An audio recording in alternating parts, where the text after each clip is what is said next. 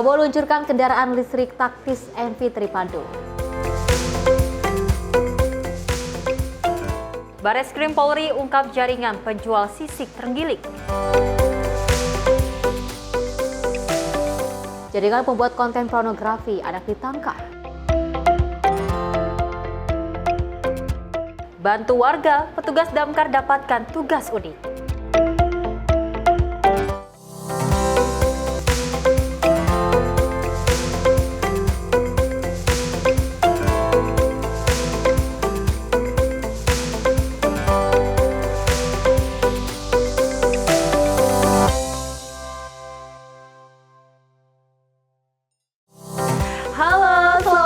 Pemirsa Simpo TV, selamat pagi Sally. Selamat pagi Festi. Gimana pagi hari ini? Sehat ya, luar biasa ya. Sehat. Tidak ada patah hati, tidak ada sedih, harus bahagia. Karena kita berdua akan terus memberikan informasi yang terbaik untuk pemirsa di rumah terkait dengan politikan, ekonomi dan juga berita hiburan lainnya. Bahkan juga kita peristiwa akan terus kita hadirkan untuk seluruh pemirsa di rumah.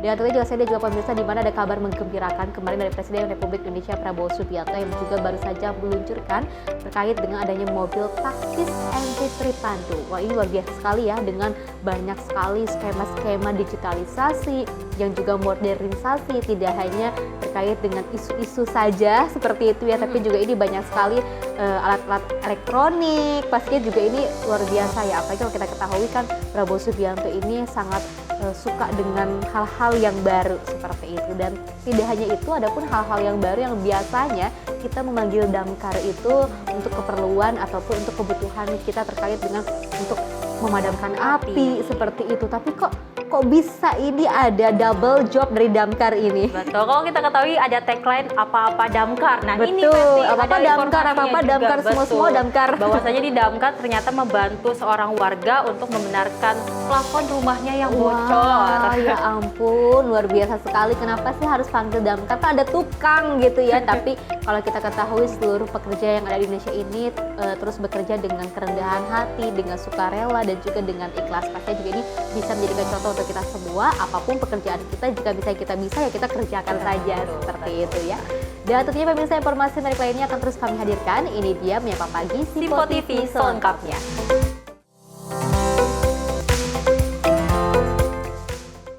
Pemirsa, kita awali dengan berita utama. Presiden Republik Indonesia Prabowo Subianto resmi membuka Indo Defense 2025 Expo dan Forum DJ Expo Kemayoran Jakarta pada Rabu 11 Juni 2025. Acara bergengsi bidang pertahanan tersebut pemirsa dihadiri sejumlah Menteri Pertahanan se-Asia, Kepala Staf Angkatan Bersenjata dan juga ratusan tamu undangan dari dalam dan juga luar negeri. Gelaran Pameran Pertahanan Internasional Indo Defense 2025 Expo dan Forum resmi dibuka oleh Presiden Republik Indonesia Prabowo Subianto di DJ Expo Kemayoran, Jakarta. Ajang yang digelar 2 tahunan merupakan salah satu pameran industri alutsista terbesar di Asia Tenggara dan menjadi wadah strategis untuk memperkuat diplomasi pertahanan serta transfer teknologi militer. Sejumlah Menteri Pertahanan Dunia, Kepala Staf Angkatan Bersenjata, dan delegasi militer dari puluhan negara turut hadir dalam pembukaan ini. Indo Defense Expo menampilkan inovasi alat utama sistem senjata terbaru, produk industri pertahanan lokal dan internasional, serta menjadi ajang penandatanganan kerjasama strategis di bidang militer dan teknologi. Selain pameran produk Indo Defense 2025, juga menjadi ajang penandatanganan kerjasama pertahanan serta dialog strategis antar negara untuk membangun kolaborasi dan pertukaran teknologi. Dengan gelaran ini, Indonesia diharapkan mampu memperkuat posisi sebagai pemain utama dalam industri pertahanan regional serta membangun kemandirian dalam memproduksi alutsista berstandar internasional. Dari Jakarta, Jihan Nabila Mutia Angkiani, Simpo TV melaporkan. Selain itu, Presiden Republik Indonesia Prabowo Subianto juga menyampaikan pidato pembukaan dalam acara Indo Defense Expo dan Forum yang digelar di Expo Kemayoran Jakarta pada Rabu 11 Juni 2025. Dalam pidatonya, pemirsa, Prabowo menegaskan pentingnya investasi dalam sektor pertahanan sebagai jaminan kemerdekaan dan juga kesejahteraan bangsa. Gelaran pameran alutsista Indo Defense 2025 Expo dan Forum resmi dibuka oleh Presiden Republik Indonesia Prabowo Subianto di Expo Kemayoran, Jakarta pada Rabu pagi. Ajang 2 tahunan ini menjadi ajang strategis untuk memperkuat kerjasama industri alutsista dan menunjukkan keseriusan Indonesia dalam membangun sistem pertahanan yang modern dan mandiri. Presiden Prabowo menyampaikan tentang pentingnya kesiapan nasional dalam bidang pertahanan. Prabowo menyebutkan investasi di bidang pertahanan bukanlah sebagai pilihan, melainkan kebutuhan mutlak untuk melindungi kemanusiaan, kebebasan, dan kesejahteraan rakyat. Keselamatan suatu bangsa harus dijamin oleh pertahanan suatu bangsa. Tidak ada bangsa yang waras yang menghendaki perang. Perang adalah kegiatan manusia yang destruktif. Perang adalah menimbulkan kehancuran.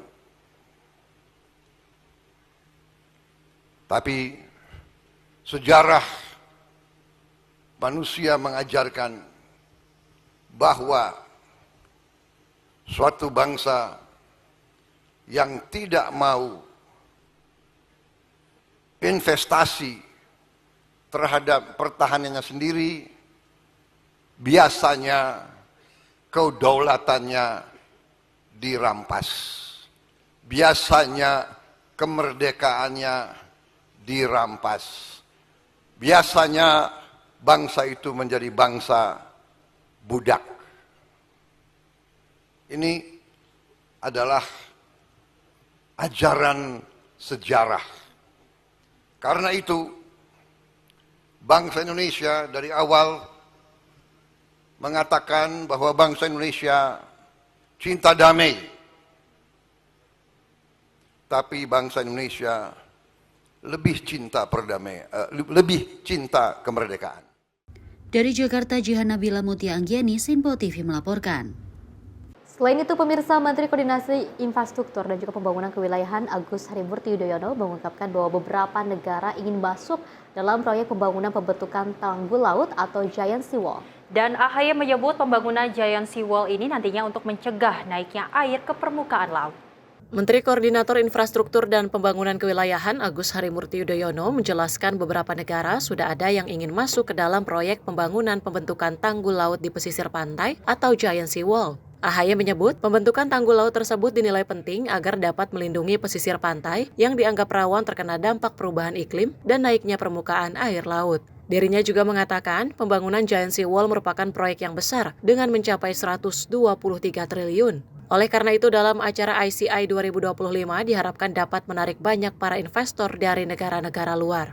Kita memitigasi bahaya banjir dan juga terjadinya penurunan permukaan tanah, sehingga proyek besar semacam Giant Sea Wall ini menjadi salah satu yang kita bahas, karena cukup banyak yang bukan hanya tertarik tetapi juga benar-benar serius ingin masuk ke proyek tersebut.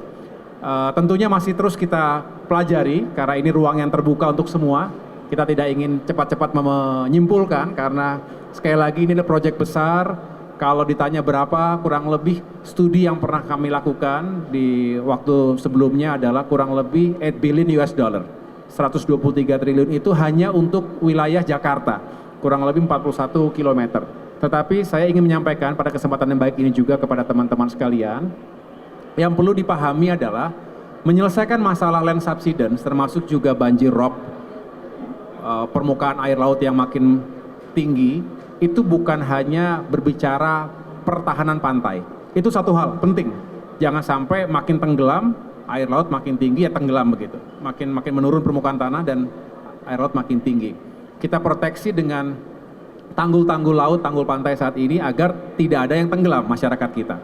Tapi tidak cukup dengan itu, artinya ada permasalahan di hulu. Jadi hulu ke hilir ini harus kita bereskan.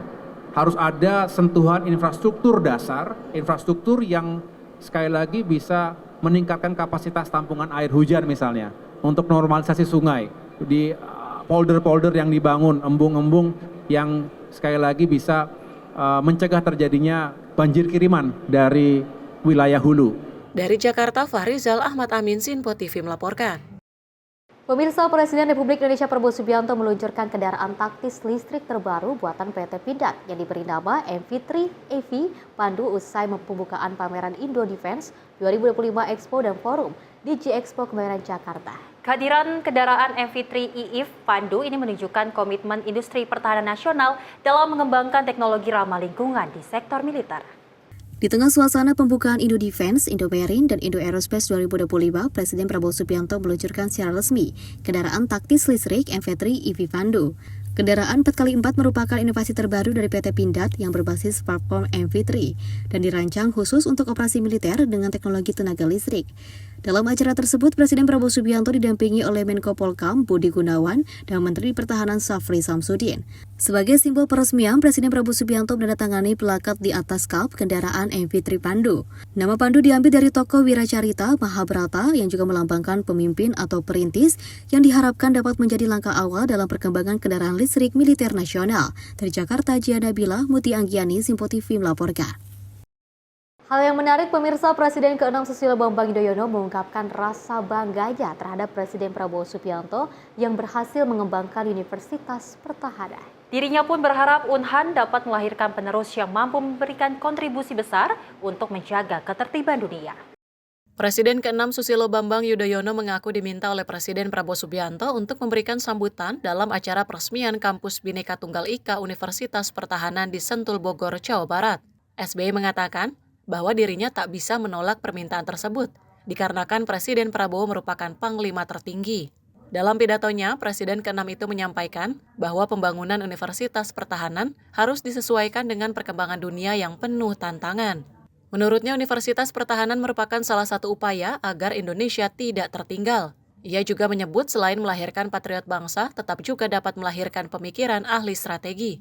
20 menit yang lalu, saya didaulat oleh Bapak Presiden untuk memberikan sepatah dua patah kata pada acara sore hari ini. Karena perintah dari Panglima tertinggi Tentara Nasional Indonesia, saya hanya mengatakan siap.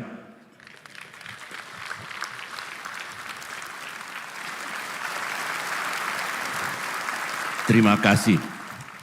Yang ingin saya sampaikan, Bapak Presiden, hadirin sekalian, barangkali ini mewakili kami yang dulu menggagas, merintis, dan mendirikan Universitas Pertahanan ini 15 tahun yang lalu.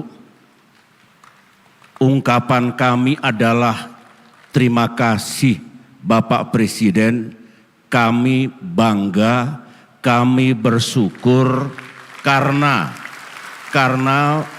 Bapak Presiden Prabowo mengembangkan kampus dan universitas ini hingga keadaan yang sangat membanggakan. Ini sejarah, ini legasi beliau.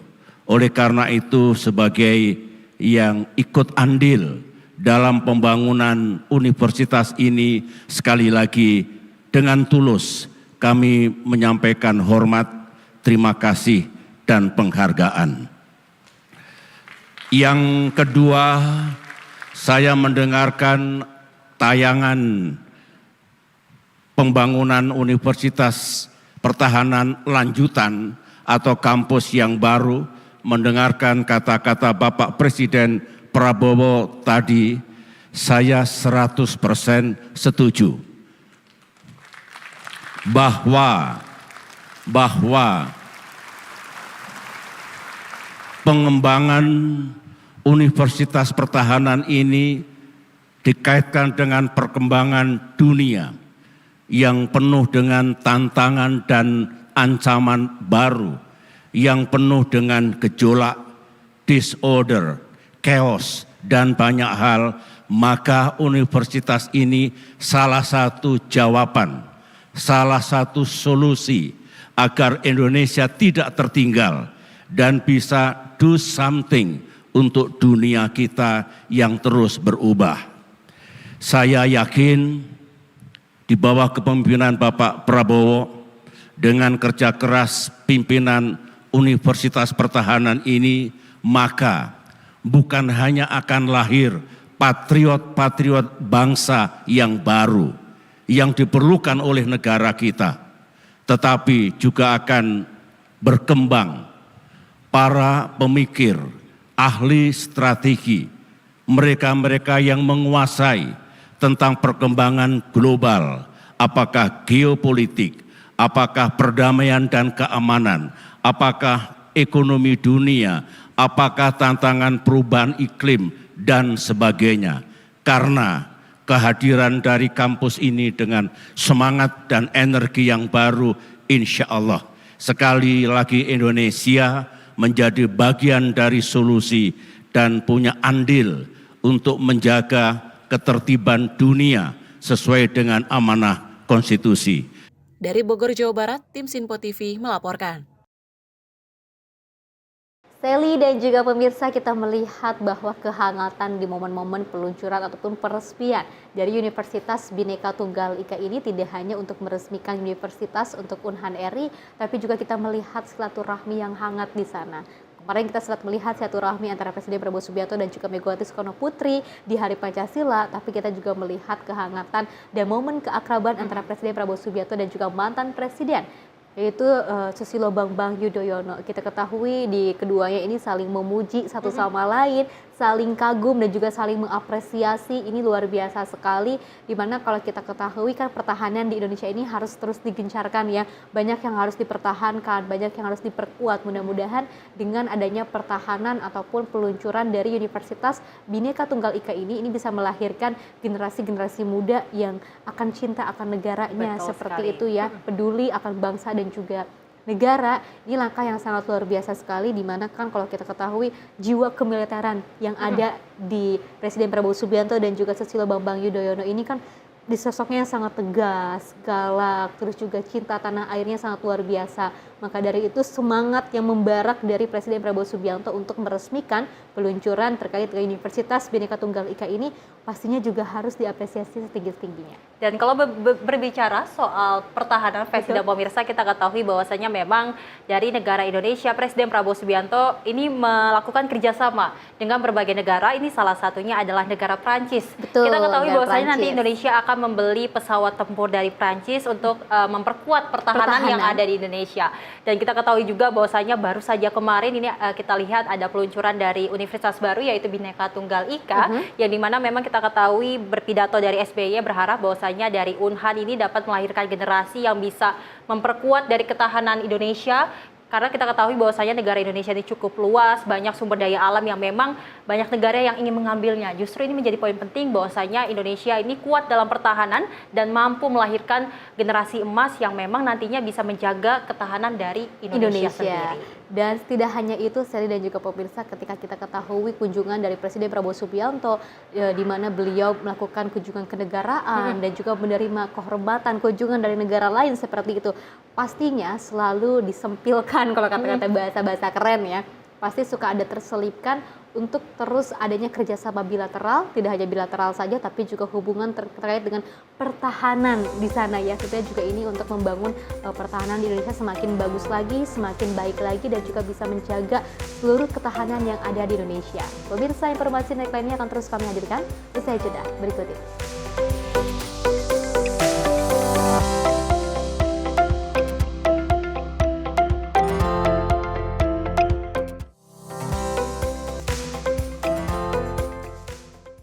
Halo, selamat malam pemirsa. Senang sekali rasanya kami mengisi ruang informasi Anda. Akhiri aktivitas Anda dengan rangkuman perkembangan peristiwa yang terjadi sepanjang hari. Sebelumnya kita saksikan ada sekitar 3.000 tamu undangan, sementara di Ibu Kota Nusantara ini ada sekitar 2.000 tamu undangan. Rangkaian informasi nasional dan mancanegara dirangkum sebagai penutup hari dalam Menyapa Malam.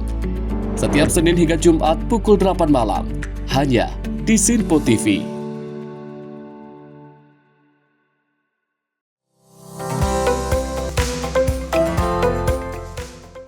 Terima kasih pemirsa, Anda masih menyaksikan Menyapa Pagi Sinpo TV dan kita lanjutkan informasinya. Di mana di Tipiter Bareskrim Polri berhasil mengungkap tindak pidana perdagangan ilegal bagian tubuh satwa dilindungi berupa sisik terenggiling. Atas hasil pengungkapan ini, kerugian negara terhadap hewan yang dilindungi mencapai 1 miliar rupiah lebih. Direktur Dittipiter Bareskrim Polri, Brigjen Polisi Nunung Syaifuddin menerangkan, direktoratnya berhasil mengungkap aksi jaringan pelaku penjual sisik terenggiling yang berasal dari kawasan hutan kota Garut, Jawa Barat. Nunung menambahkan bahwa kegiatan penjualan sisik terenggiling ini murni untuk keuntungan pribadi tanpa memperhatikan keberlangsungan ekosistem alam. Sisik terenggiling bernilai tinggi karena dapat digunakan sebagai bahan baku pengobatan tradisional dan pembuatan narkotika jenis sabu. Melalui pengungkapan ini, penyidik Dittipter Bareskrim Polri telah menetapkan 2 orang tersangka, R selaku penyedia sisik terenggiling dan H sebagai pihak penjual. Modus operasi yang dilakukan oleh para pelaku dengan menjual secara daring hingga mendapatkan barang melalui kurir daring. Penjualan ilegal sisik hewan terenggiling kerugian negara ditaksir sebesar 1,2 miliar rupiah. Modus operandi yang dilakukan para pelaku adalah memperjualbelikan secara ilegal sisik terenggiling yang dilindungi dengan maksud untuk mendapatkan keuntungan pribadi tanpa memperhatikan keberlangsungan ekosistem, alam, dan lingkungan. Sisik terenggiling memiliki nilai jual sangat tinggi karena diminati untuk pengobatan tradisional dan juga dapat disalahgunakan sebagai bahan pembuatan narkotik jenis sabu. Penyidik telah melakukan penahanan terhadap 2 orang tersangka, yaitu inisial RK yang berperan mencari dan menyediakan sisik terenggiling dan tersangka inisial A yang berperan menjual kepada customer yang berminat membeli sisik terenggiling tersebut. Barang bukti yang berhasil disita yaitu 30,5 kg sisik terenggiling yang diperkirakan diperoleh dari 200 ekor terenggiling yang telah dibunuh. Sehingga total nilai kerugian negara akibat perbuatan para pelaku mencapai 1,2 miliar rupiah. Para pelaku diancam hukuman maksimal 15 tahun penjara dan denda paling banyak 5 miliar rupiah. Dari Jakarta, Max Azizul Hakim, Tim Liputan Sinpo TV. Sangat disayangkan sekali ya Sally dan juga pemirsa, di mana kalau kita ketahui terenggiling ini biasanya digunakan untuk bahan-bahan makanan yang positif ya, salah satunya adalah siomay, dan kalau kita ketahui memang ini malah disalahgunakan untuk hal-hal yang tidak baik terkait dengan obat-obatan tradisional, mungkin masih bisa seperti itu ya, tapi kalau untuk dijadikan jenis narkotika, jenis sabu, ini juga udah disalahgunakan, ini sudah masuk pada tahap ilegal. Seperti itu, ini tidak diperbolehkan, ini sangat membahayakan, apalagi kasus narkotika jenis apapun, bahkan ada jenis yang baru, happy water seperti itu juga sudah marak sekali di Indonesia dan juga sudah banyak sekali orang yang mengkonsumsi, apalagi ini dengan banyak sekali inovasi-inovasi yang baru seperti itu ya. Ini mengapa sih warga Indonesia harus berinovasi terkait dengan hal-hal yang negatif, padahal masih bisa kita untuk melakukan hal-hal yang positif, lebih kreatif dari hal-hal yang positif, mungkin dari segi belajar mengajar dan hal sebagainya seperti itu ya, daripada kita harus membuat hal-hal yang inovasi tapi bahkan malah merugikan kita sendiri. Ini harus dipertahankan, maksud kami adalah dipertahankan dari segi pemerintahannya untuk selalu ada pertahanan untuk memberantas hal tersebut seperti Betul. itu. Terlebih kalau kita ketahui bahwasanya ikan terenggiling adalah satwa yang dilindungi dan bahkan ini menjadi bahan percobaan dari oknum-oknum yang tidak bertanggung jawab. Kita ketahui bahwasanya dari kasus tersebut ada 2 tersangka yang akhirnya ditangkap oleh pihak kepolisian, di mana memang 2 tersangka ini akan dijerat hukuman dengan 10 tahun penjara. Ini menjadi pembelajaran bagi masyarakat bahwasanya memang satwa-satwa yang dilindungi oleh negara ini tidak boleh dipergunakan terlebih untuk kerugian, untuk keuntungan pribadi. Ini menjadi perhatian bahwasanya memang kita ketahui kerugian negara akibat kasus tersebut ini mencapai 1 miliar rupiah. Festi luar biasa sekali karena memang kita ketahui memang terenggiling banyak sekali manfaat, namun oknum tersebut mengolahkan ikan terenggiling dengan tidak baik, hal-hal terutama negatif dengan jenis jadinya narkotika yaitu sabu ya Festi. Dan juga untuk terus mempertahankan dari segi penangkapan seperti itu ya, saya dan juga pemirsa, kita mengucapkan apresiasi yang setinggi-tingginya kepada penegak hukum, aparat kepolisian yang turut membantu hingga akhirnya para pelaku bisa ditangkap dan juga bisa diamankan dan disenjadikan sebuah pembelajaran untuk kita semua agar bisa lebih berhati-hati, ataupun kita terjerat dengan ekonomi yang kurang, ekonomi yang terbatas, kita bisa menggunakan hal-hal inovasi dan juga kreativitas diri kita ini untuk hal-hal yang positif. Jangan sampai memang keuntungannya sangat besar untuk menjual hal tersebut, tapi kerugian yang kita dapatkan ini tidak hanya dari material saja seperti itu, tapi juga kerugian untuk kita mendapatkan hukuman juga, dan juga untuk merugikan masyarakat dan juga negara-negara lain pun. Ini sampai notice loh Sally, kalau misalnya kita ketahui ya, banyak sekali kasus narkotika di Indonesia, ternyata banyak seperti itu ya. Banyak mungkin ada yang dimasukkan ke mainan anak-anak, di makanan anak-anak, ini sampai menggunakan olahan dari terenggiling seperti itu. Dan ini harus dijadikan sebuah pembelajaran agar kita bisa lebih terus berhati-hati dan jangan sampai terjerumus dengan hal-hal yang negatif. Dan untuk lanjutkan informasinya, pemirsa, Menteri Pemuda dan juga Olahraga Republik Indonesia, Dito Aryo Tejo, menghadiri perayaan Hari Nasional Portugal di Jakarta sebagai tamu kehormatan. Dalam sambutannya, pemirsa, Menpora menyampaikan selamat atas kemenangan Portugal di UEFA Nation League dan juga menegaskan pentingnya olahraga sebagai jembatan diplomasi. Mewakili pemerintah Republik Indonesia, Menteri Pemuda dan Olahraga RI Dito Aryo Tejo menghadiri perayaan Hari Nasional Portugal sebagai tamu kehormatan. Acara tersebut diselenggarakan di Delangham, Jakarta pada Selasa 10 Juni 2025.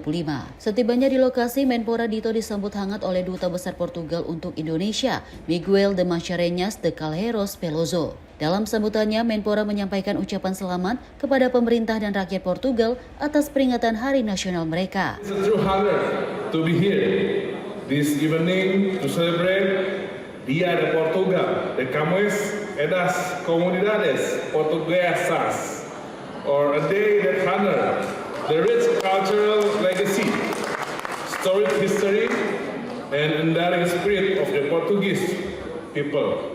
Ia juga mengungkapkan kekagumannya terhadap pencapaian terbaru Portugal di bidang olahraga, khususnya kemenangan negara tersebut dalam ajang UEFA Nation League. Menurutnya, kemenangan itu merupakan pencapaian luar biasa yang mencerminkan bakat, tekad, dedikasi, serta budaya olahraga yang kuat yang dimiliki Portugal. Lebih lanjut, Menpora menekankan pentingnya peran olahraga sebagai jembatan diplomasi yang mampu memperkuat hubungan antar bangsa. Tim redaksi Sinpo TV melaporkan. Wakil Menteri Pemuda dan Olahraga RI Taufik Hidayat menerima audiensi Komandan Pusat Komando Pasukan Katak Laksama TNI Monang Hatorangan Sitompul di ruang kerjanya lantai 8 Geraha Kemenpora pada Selasa pagi.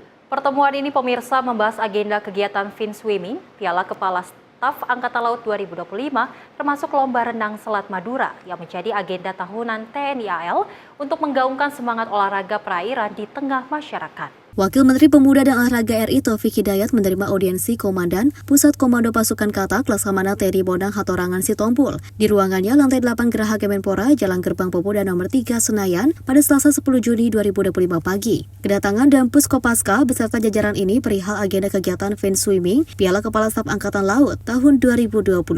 TNI Angkatan Laut menginisiasi lomba renang Selat Madura tahun 2025 di Koarmada 2 Surabaya, Jawa Timur yang dikemas dalam kegiatan fin swimming Piala Kasal 2025.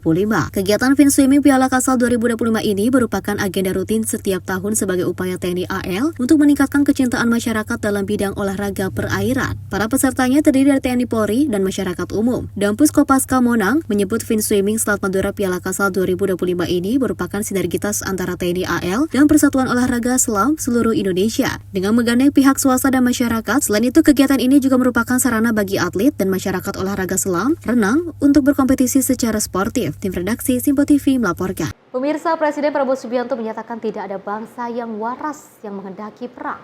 Namun dirinya juga menegaskan pentingnya menjaga kekuatan pertahanan sebagai kunci mempertahankan kemerdekaan dan juga mencegah kehancuran bangsa. Pernyataan itu disampaikan saat membuka Indo Defense Expo dan Forum 2025 di Jakarta yang juga menyoroti ancaman bila negara lalai terhadap pertahanannya. Presiden Prabowo Subianto menyatakan tidak ada bangsa yang waras yang menghendaki perang karena perang hanya akan menimbulkan kehancuran. Kendati demikian, Prabowo Subianto menekankan pentingnya menjaga pertahanan negara sebagai jaminan bagi kemerdekaan dan kesejahteraan rakyat. Ia mengingatkan bahwa bangsa Indonesia pernah mengalami masa penjajahan, di mana rakyat, budaya, dan politik nasional dihancurkan serta dikuasai oleh bangsa lain. Prabowo menyampaikan bahwa sejarah telah mengajarkan betapa pentingnya kekuatan pertahanan. Menurutnya, sejak awal bangsa Indonesia dikenal sebagai bangsa yang mencintai perdamaian, namun memiliki kecintaan yang lebih besar terhadap kemerdekaan. Ia menilai bahwa prinsip tersebut harus terus dijaga agar Indonesia tidak kembali mengalami masa kelam seperti di masa penjajahan. Hal ini disampaikan Presiden Prabowo saat membuka Indo Defense Expo dan Forum di Jakarta International Expo pada Rabu 11 Juni 2025. Tidak ada bangsa yang waras yang menghendaki perang.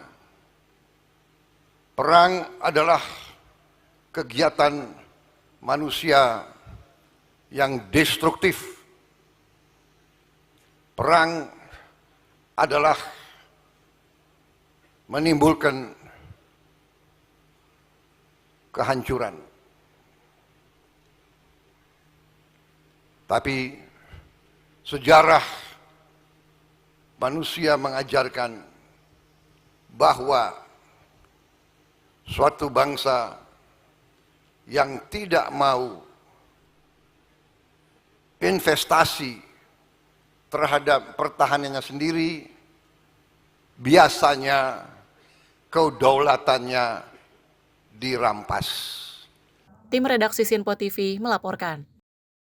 Ya, Sally dan juga pemirsa, sosok dari Presiden Prabowo Subianto ini kan sangat luar biasa sekali ya. Kita ketahui bahwa jiwa militer yang sangat luar biasa, jiwa dari TNI-nya juga membara sekali seperti itu ya. Apalagi dalam pidatonya yang juga menggebu-gebu mengingatkan seluruh masyarakat Indonesia di Indo Defense Expo 2025 ini, di mana Presiden Prabowo Subianto ini mengatakan untuk kita semua jangan pernah menghendaki untuk perang seperti itu ya.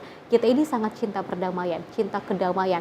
Alangkah lebih baiknya kita memberikan sesuatu ini hal-hal yang positif, tidak harus menghendaki peperangan, dan untuk menjadi negara yang baik ini kita tidak hanya sama-sama untuk berperang seperti itu ya, tapi kita juga harus bisa berperang dalam segi prestasi, mewujudkan Indonesia yang baik, memperlihatkan kepada dunia bahwa negara-negara Indonesia ini, maksud kami adalah orang-orang yang berada di Indonesia ini adalah orang-orang yang mumpuni dan juga orang-orang yang memang terbaik di negara seperti itu ya. Karena kalau kita ketahui, kita harus bisa belajar dari sejarah-sejarah kita yang sebelumnya. Kita pernah dijajah oleh Belanda, kita pernah dijajah oleh Jepang seperti itu ya. Lama sekali kita bertahun-tahun dijajah oleh kedua negara tersebut, bahkan negara lain juga sempat ada yang menjajah kita semua seperti itu ya. Ini harus bisa memberikan pelajaran untuk kita semua bagaimana caranya kita untuk bisa mempertahankan pertahanan Indonesia dan juga negara yang begitu kuat, begitu bagus. Tidak hanya untuk kita untuk saling berperang, tapi gimana caranya kita bisa menunjukkan menjadi orang yang jauh lebih baik lagi. Betul, dan memang kembali lagi kita tegaskan bahwasanya memang Prabowo Subianto menegaskan bahwasanya ini memang pertahanan yang kuat adalah menciptakan kemerdekaan dan juga kesejahteraan bagi masyarakat. Kita ketahui bahwasanya memang sebelumnya kita pernah dijajah seperti yang Vesi bilang, bahwasanya dijajah oleh Jepang dan Belanda, bahkan budaya ekonomi politik kita diambil, dirampas oleh negara-negara yang tidak bertanggung jawab, dan ini menjadi pembelajaran penting bahwasanya memang pertahanan yang kuat itu adalah dibuktikan dengan bagaimana terbentuknya kesejahteraan dari masyarakat. Dan memang kita ketahui Indonesia terus bekerja sama bagaimana menahankan ataupun memperkuat pertahanan yang ada di Indonesia untuk mewujudkan kesejahteraan dan mewujudkan Indonesia emas 2045. Dan pemirsa, informasi menarik lainnya akan terus kami hadirkan usai jeda berikut ini.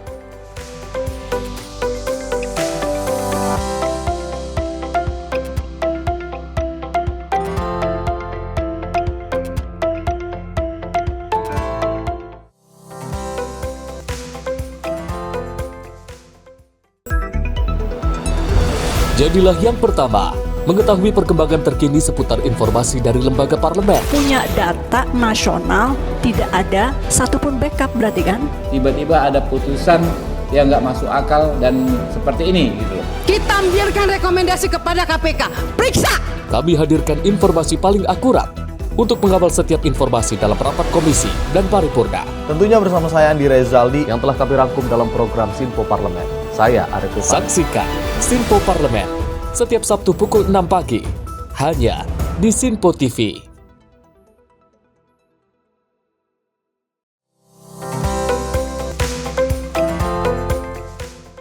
Selamat pagi pemirsa, Anda masih menyaksikan Menyapa Pagi Sinpo TV, dan kita lanjutkan informasinya, di mana Kementerian Koordinator Infrastruktur dan Pembangunan Kewilayahan menyampaikan kesiapan acara International Conference on Infrastructure di Jakarta Convention Center, Senayan, Jakarta. Kegiatan ini pemirsa akan melibatkan sejumlah kementerian terkait dan juga beberapa perwakilan dari negara luar.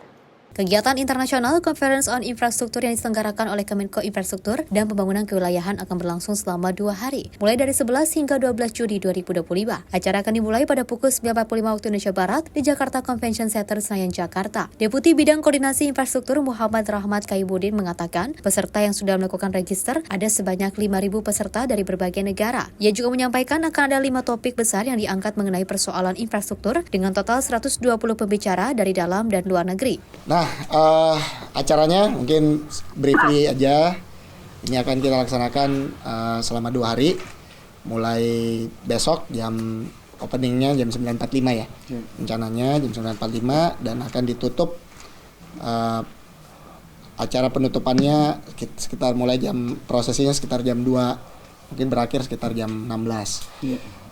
Peserta hari ini as of last night kalau nggak salah ya. Register sudah hampir 5.000 kalau nggak salah. Ya, hampir 5.000. Iya, sekitar 5.000 ya yang datang dari berbagai negara. detailnya nanti kita bisa sampai kalau udah di close ya. Ada juga beberapa perwakilan dari luar negeri, ini juga lagi kita sort. Topik-topiknya, harapan kita kuncinya ini adalah kegiatan untuk infrastruktur, bagaimana Indonesia bisa mengajak semua stakeholders untuk mendukung pembangunan infrastruktur di Indonesia. Jadi ada 5 topik besar yang kita angkat. Dari Jakarta, Sri Dewi Andayani, Rona Randika, Simpo TV melaporkan. Informasi lainnya, pemirsa, Presiden Prabowo Subianto dipastikan akan hadir menjadi keynote speaker dalam acara International Conference on Infrastructure di Jakarta Convention Center Senayan, Jakarta. Tak hanya Presiden Prabowo Subianto saja, acara tersebut pemirsa ini juga akan melibatkan 15 menteri dan 3 wakil menteri untuk menjadi pemateri selama acara berlangsung. Staf khusus Menteri Koordinator Bidang Infrastruktur dan Pembangunan Kewilayahan, Herzaki Mahendra Putra, memastikan Presiden Prabowo Subianto akan hadir dalam International Conference on Infrastructure di JCC Senayan, Jakarta. Meski demikian, Herzaki belum mendapat mengkonfirmasi di hari keberapa Presiden akan hadir. Ia pun menjelaskan jika Presiden berhalangan hadir pada hari pertama, maka acara akan langsung dibuka oleh Menteri Koordinator Bidang Infrastruktur dan Pembangunan Kewilayahan, Agus Harimurti Yudhoyono. Kalau pertama, hari ini Presiden masih terus mengkonfirmasi di Bapak Presiden, tapi informasi yang kami dapat beliau pasti akan memberikan presidential keynote speech. Presidential keynote speech ini sedang kita rancang, apakah misalnya di besok ataukah di hari kedua. Hari kedua. Tapi misalnya katakanlah Pak Presiden kemudian di hari ini, kepastiannya adalah bahwa beliau di hari kedua misalnya sebagai presidential keynote speech, ya di hari pertama opening remarks-nya langsung oleh Pak Menko AHY. Dari Jakarta, Sri Dewi Andayani, Rona Randika, Sinpo TV melaporkan. Kita beralih ke informasi lainnya, pemirsa, Satuan Polisi Pamong Praja Jakarta Barat menggelar operasi penertiban belasan lapak pedagang kaki lima yang juga berjualan di sekitar area luar RSUD Cengkareng, Jakarta Barat. Penertiban tersebut pemirsa sempat diwarnai protes salah satu PKL yang menolak gerobak jualannya diangkut paksa petugas.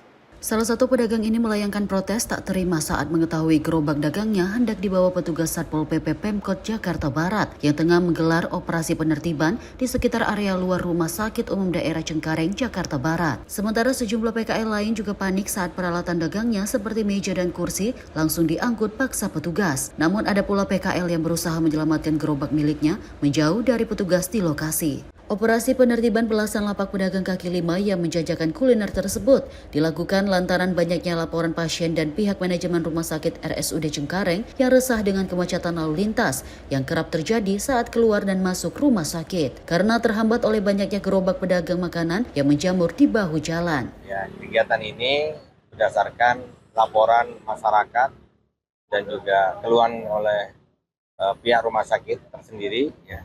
Dalam beberapa waktu kita sudah lakukan mitigasi, sudah lakukan inventarisir, ya sehingga kita bisa lakukan hari ini untuk lakukan penjagaan penertiban dan alhamdulillah bisa berlancar. Nah, harapan kami tentunya masyarakat menyadari bahwa kawasan area untuk pelayanan kesehatan ini harus steril dari parkir liar maupun pedagang kaki lima. Maksudnya untuk apa? Untuk memberikan pelayanan terbaik. Ya, jika ada keluar masuk ya kendaraan darurat seperti ambulan dan sebagainya, termasuk masyarakat yang perlu segera dilakukan penanganan, ini harus steril, harus lancar, harus bersih ya dari segala gangguan atau mungkin hal-hal kendala dalam perjalanan. Di sini ini kan terlihatnya menjamur ya pedagang di area sekitar RSUD ya. Nah, langkah selanjutnya yang akan diambil seperti apa sih, Pak? Ya, tentunya kita bersama-sama dengan 3 pilar dan pemangku wilayah RT RW, harapannya imbauan terus akan kita lakukan. Harapannya masyarakat memahami dan sebenarnya tidak jauh dari sini sudah ada lokasi binaan atau lokasi yang sudah dilokalisir untuk PKL itu sendiri. Ya, tentunya kita harapkan ya akan kita tetap lakukan penjagaan, pengamanan untuk area ini sehingga masyarakat secara tetap tidak melakukan berdagang di area kami. Guna mengantisipasi kembali berjalannya para PKL kuliner di lokasi, petugas Satpol PP bersama TNI dan polisi akan berjaga setiap hari, terutama di waktu sore hingga malam hari. Dari Jakarta, kontributor Sinpo TV melaporkan. Pemerintah berkomitmen menyelesaikan persoalan sampah sebelum 2029 dengan melibatkan aktif pemerintah daerah. Dan dari Menteri Lingkungan Hidup, Kepala Badan Pengendalian Lingkungan Hidup, Hanif Faisal, ini menyampaikan bahwa dari Presiden Prabowo Subianto meminta percepatan penanganan sampah dengan melibatkan pemerintah daerah. Menteri Lingkungan Hidup Kepala Badan Pengendalian Lingkungan Hidup Hanif Faisal Nurrafiq menyampaikan bahwa Presiden Prabowo Subianto telah memberikan arahan untuk mempercepat penanganan sampah dengan melibatkan pemerintah daerah secara aktif. Hal ini disampaikan Hanif usai rapat terbatas yang dipimpin Presiden di Istana Merdeka pada 10 Juni 2025. Pemerintah menegaskan komitmennya untuk menyelesaikan persoalan sampah secara menyeluruh sebelum 2029 sesuai target RPJMN 2025 hingga 2029. Hanif menjelaskan bahwa strategi penanganan sampah dilakukan secara terpadu melalui pendekatan hulu dan hilir. Di hulu pengolahan akan difokuskan pada pembangunan TPS 3R dan TPST. Sementara di hilir, pemerintah mendorong pemanfaatan teknologi seperti waste to energy dan reverse derived fuel. Presiden Prabowo juga menginstruksikan agar percepatan ini dilakukan sejalan dengan peran dan tanggung jawab pemerintah daerah sebagaimana diatur dalam Undang-Undang Nomor 18 Tahun 2008.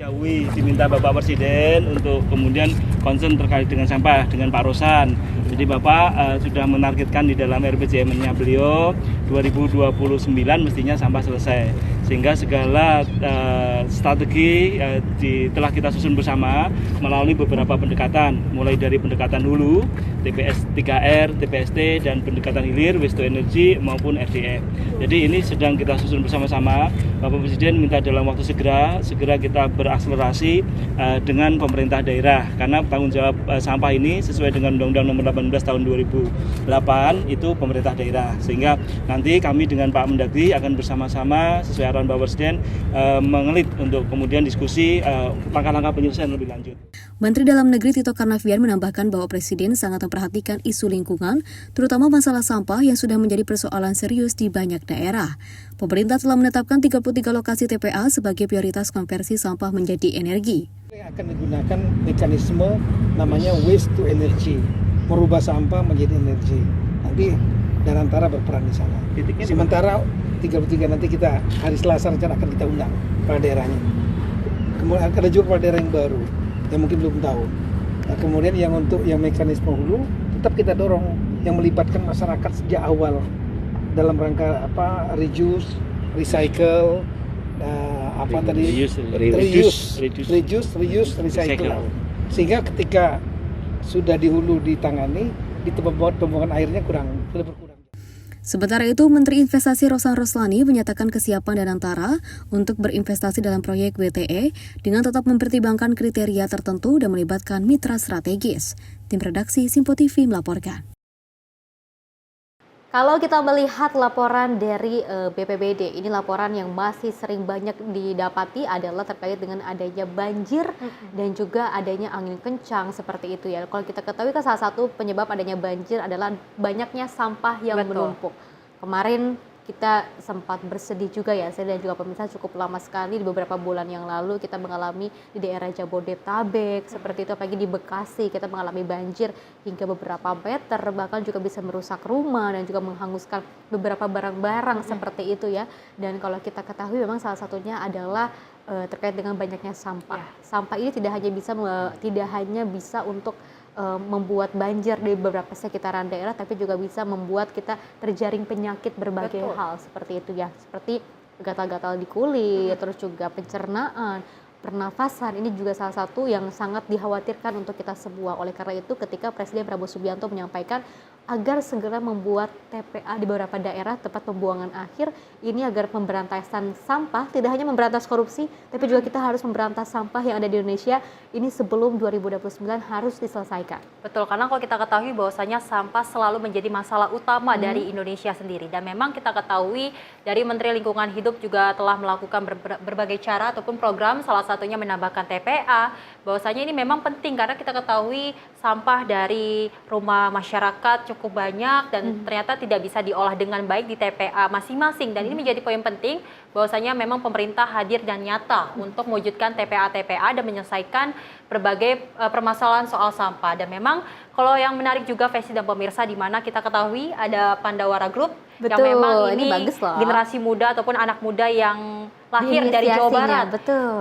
menyelesaikan ataupun mengajak masyarakat untuk bagaimana menjaga kebersihan dan juga berani untuk mengangkut berbagai sampah dari sungai-sungai. Kita ketahui dapat apresiasi dari Prabowo Subianto bahwasanya memang ini patut ditiru oleh generasi muda. Betul. Agar memang kita sadar bahwasanya memang sampah ini bisa menyebabkan segala bencana yang ada di Indonesia. Betul, ini ada Pandawara Group yang ada di Jawa Barat, betul ya, seperti itu ya Selin dan juga pemirsa ya. Dan kalau kita ketahui mudah-mudahan Pandawara Group yang ada di Jawa Barat ini tidak hanya ada di Jawa Barat, tapi juga seluruh Jawa Tengah, Jawa Timur, seluruh yang ada di Indonesia ini bisa membawa komunitas-komunitas anti sampah. Seperti itu ya, bagaimana caranya kita untuk mewujudkan menjadi Indonesia yang bersih, Indonesia yang aman, bebas banjir, seperti itu ya, dan bebas adanya bencana-bencana alam lainnya, karena tidak hanya harus pemerintah saja yang bergerak, bukan saja dari petugas kebersihan, bukan saja dari petugas-petugas lainnya ataupun stakeholder yang terkait, tapi juga kita sebagai pemerintah Indonesia dan juga orang-orang Indonesia ini kita harus sadar akan diri sendiri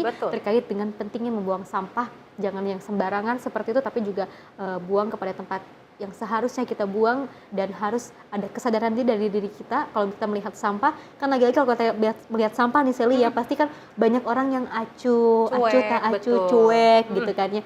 Untuk hari ini mudah-mudahan jangan cuek lagi gitu kan ya, kayak lagu-lagu Rizky Fabian cuek gitu. Jangan cuek, kita harus bisa sadar, kita harus bisa aware akan kebersihan. Karena kalau misalnya udah bersih, yang nyaman bukan masyarakat saja, tapi kita juga akan merasakan nyaman itu. Ya pemirsa, informasi menarik lainnya akan terus kami hadirkan usai jeda berikut ini.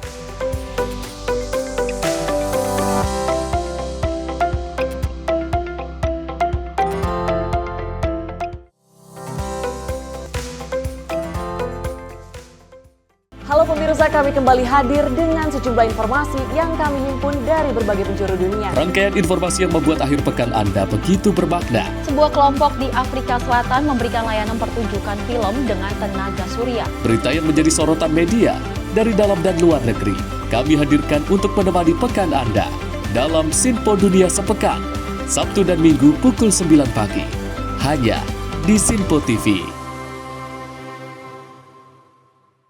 Kami hadir dengan rangkaian informasi dari berbagai penjuru dunia. Topik dan isu yang tengah menjadi sorotan mancanegara dikemas dengan lengkap untuk Anda.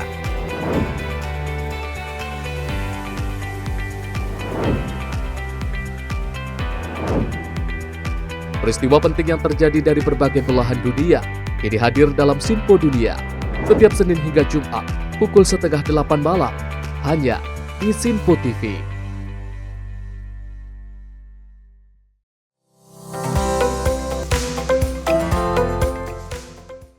Masih bersama kami pemirsa dalam Menyapa Pagi Sinpo TV, dan kita lanjutkan informasinya, di mana akibat kapasitas sudah overload, gunungan sampah di tempat pembuangan sampah akhir TPA Galuga, Kecamatan Cibubulang, Kabupaten Bogor, Jawa Barat mengalami longsor dan menutup jalan ke kawasan pemukiman. Warga sekitar mengaku longsor terjadi bukan kali pertama. Warga berharap agar pemerintah kota dan Kabupaten Bogor mengambil solusi untuk mengantisipasi hal yang tidak diinginkan. Berdasarkan video amatir yang terekam oleh warga, longsor di lokasi tempat pembuangan sampah akhir terjadi pada Minggu sore kemarin.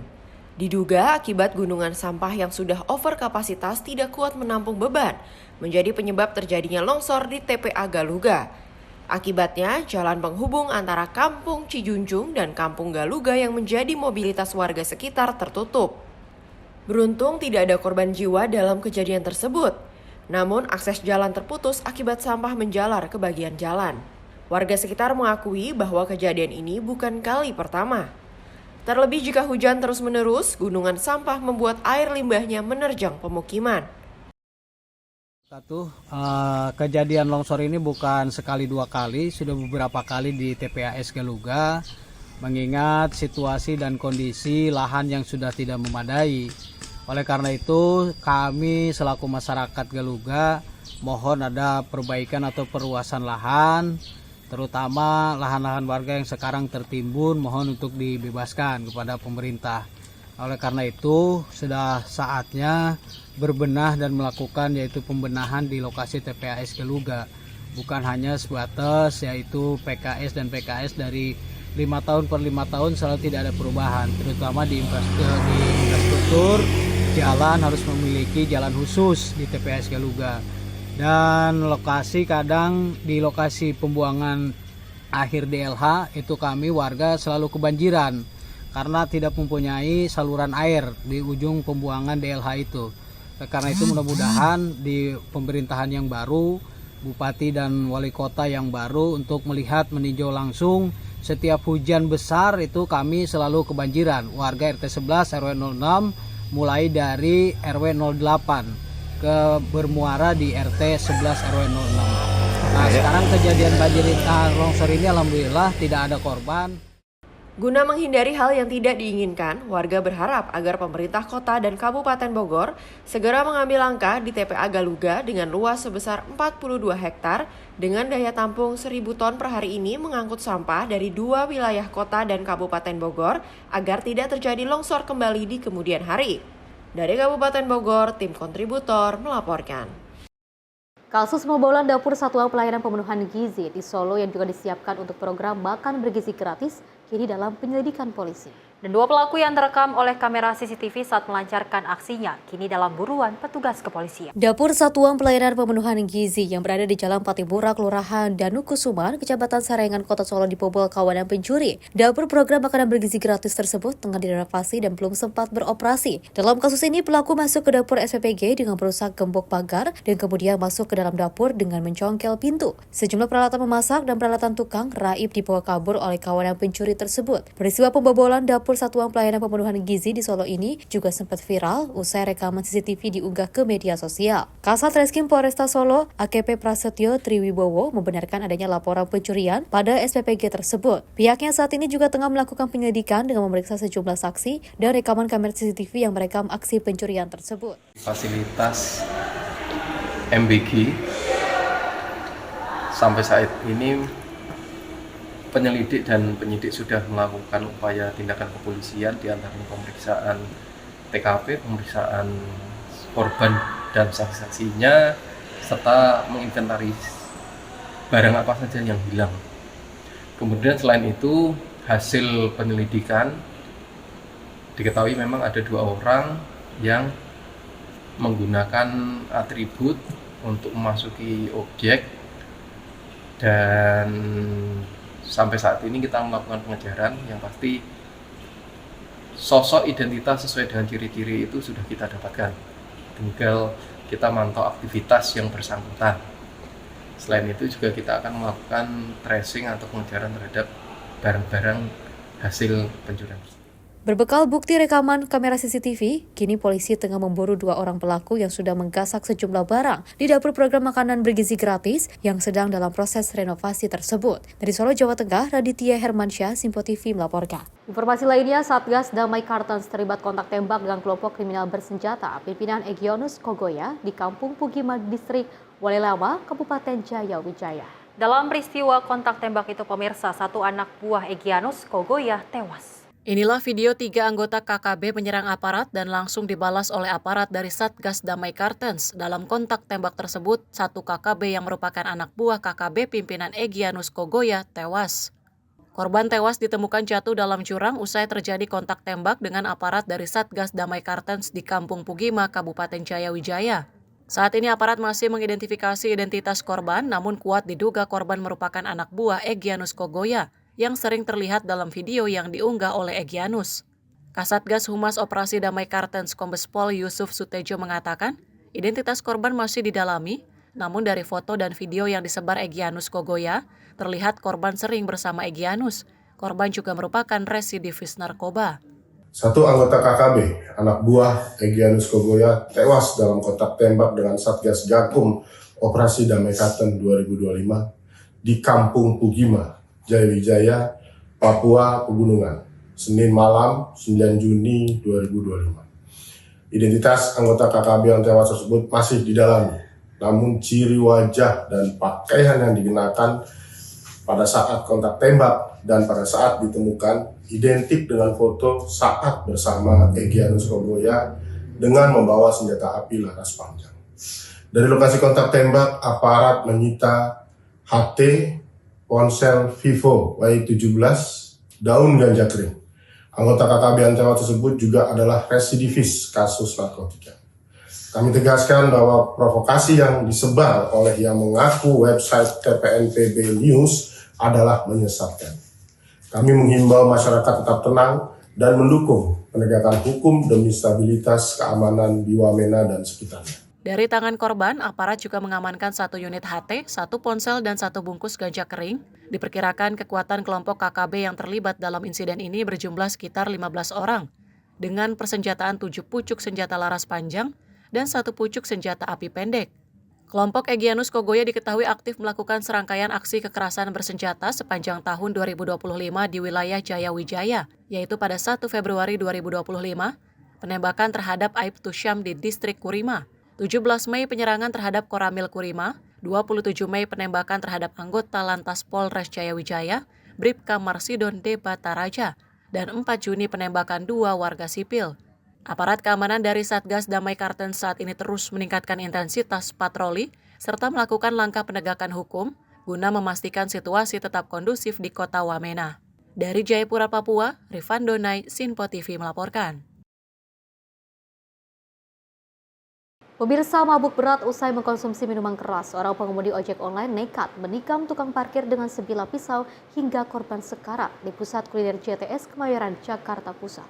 Hanya membutuhkan waktu kurang dari 1 kali 24 jam saja pemirsa, pelaku berhasil diringkus tim presisi Kamnek Satuan Reserse Kriminal Polres Metro Jakarta Pusat saat sedang mangkal di sekitar Sumur Batu, Kemayoran. Tim presisi Kamnek Satreskrim Polres Metro Jakarta Pusat langsung menyergap seorang pengemudi ojek online yang tengah mangkal di sekitar Jalan Sumur Batu, Kemayoran pada Selasa siang. Meski tak bisa melarikan diri, namun pengemudi ojol ini sempat membuang sebilah pisau lipat di semak-semak. Dari hasil penggeledahan, polisi juga menemukan sebilah pisau lainnya jadi sangkur di bagasi sepeda motor. Pengemudi ojol berinisial HB diringkus polisi karena nekat menikam seorang juru parkir di pusat kuliner JTS Kemayoran malam tadi. Insiden bermula saat pelaku terlibat cekcok mulut dengan juru parkir berinisial TW karena tak mau menyerahkan tiket parkir saat akan keluar dari pusat kuliner. Keributan pun berlanjut pada aksi baku hantam yang membuat pelaku jatuh tersungkur. Dalam kondisi terdesak, pelaku akhirnya mengeluarkan sebilah pisau lipat dari saku celana dan langsung menikam korban di bagian perut. Usai menikam korban hingga sekarat, pelaku kemudian meninggalkan lokasi dengan santai. Pada saat itu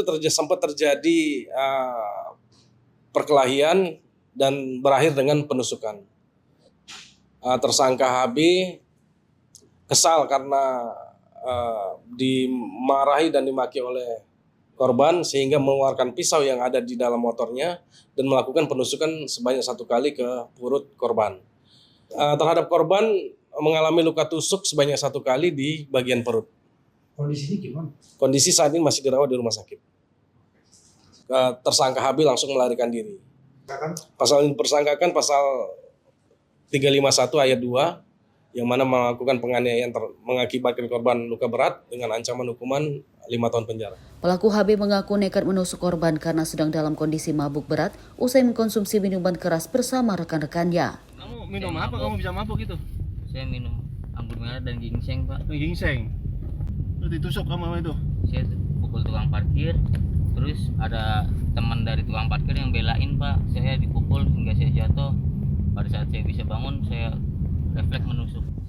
Akibat insiden tersebut, korban mengalami luka tusuk serius dan hingga kini masih menjalani perawatan intensif di rumah sakit. Sementara pelaku harus mendekam di sel tahanan Polres Metro Jakarta Pusat karena dijerat pasal berlapis tentang kepemilikan senjata tajam dan pasal 351 KUHP tentang penganiayaan berat dengan ancaman hukuman 10 tahun penjara. Dari Jakarta, Dio Malau, Sinpo TV melaporkan. Ya, kalau kita untuk mencari rezeki ya Sally, apalagi berangkat untuk mencari nafkah untuk keluarga, pasti kan ingin menghasilkan sesuatu yang lancar, yang aman. Kalau kita ingin mendapatkan sesuatu hasil yang terbaik, apalagi untuk keluarga, kita juga harus dalam kondisi yang baik juga. Tidak dengan terpengaruh obat-obatan, apalagi alkohol ya. Alkohol, setelah minum alkohol terus juga langsung berkendara, ini kan sangat membahayakan diri kita sendiri. Tidak hanya diri kita saja, tapi orang sekitar pun bisa terjerumus efek negatifnya. Betul. Dengan akibat adanya pengemudi yang juga menggunakan ataupun mengkonsumsi minuman-minuman keras. Ini akhirnya juga kan oleng nih di perjalanan. Betul. Seperti itu kan, dan akhirnya bisa tertabrak. Terus juga ada hal yang emosi mungkin dari pihak ojek online tersebut hingga akhirnya tega menikam tukang parkir yang mungkin tidak bersalah, yang seharusnya kalaupun memang bersalah kan ini bisa dengan sesuatu yang membicarakan dengan yang baik, karena sudah terpengaruh oleh kejamnya alkohol maka setan-setannya langsung merasuki tubuhnya. Betul, padahal kalau kita ketahui Fes dan pemirsa, ini dari tukang parkir sendiri hanya meminta karcis kepada ojek online tersebut, malah justru ia marah dan akhirnya langsung menusuk perut dari korban tersebut. Dan kita ketahui bahwasanya dari korban ini sudah mengalami kondisi yang kritis, sedang dirawat di rumah sakit. Kita berharap bahwasanya memang dari pengemudi ojek online ataupun siapapun yang sedang bekerja dan sedang berjalan jangan sampai dipengaruhi oleh alkohol, karena kita ketahui bahaya dari alkohol tidak hanya merugikan diri sendiri tapi berdampak bagi orang lain. Ini justru berbahaya karena ini menyangkut nyawa orang lain, Festi.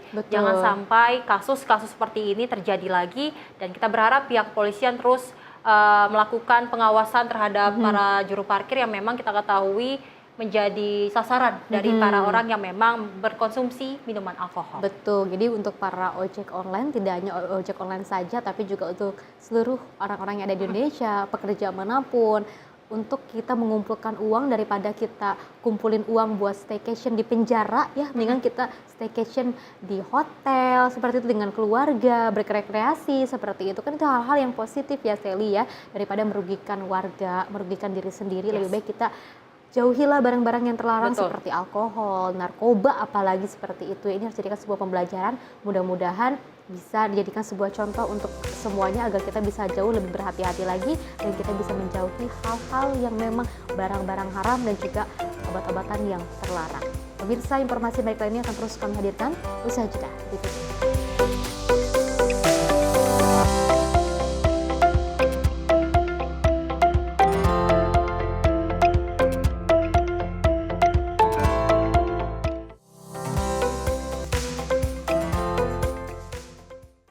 Halo, selamat pagi pemirsa Simpo TV. Selamat pagi Andi. Selamat pagi Fes. Beragam informasi terbaru hadir menemani Anda sebelum memulai hari.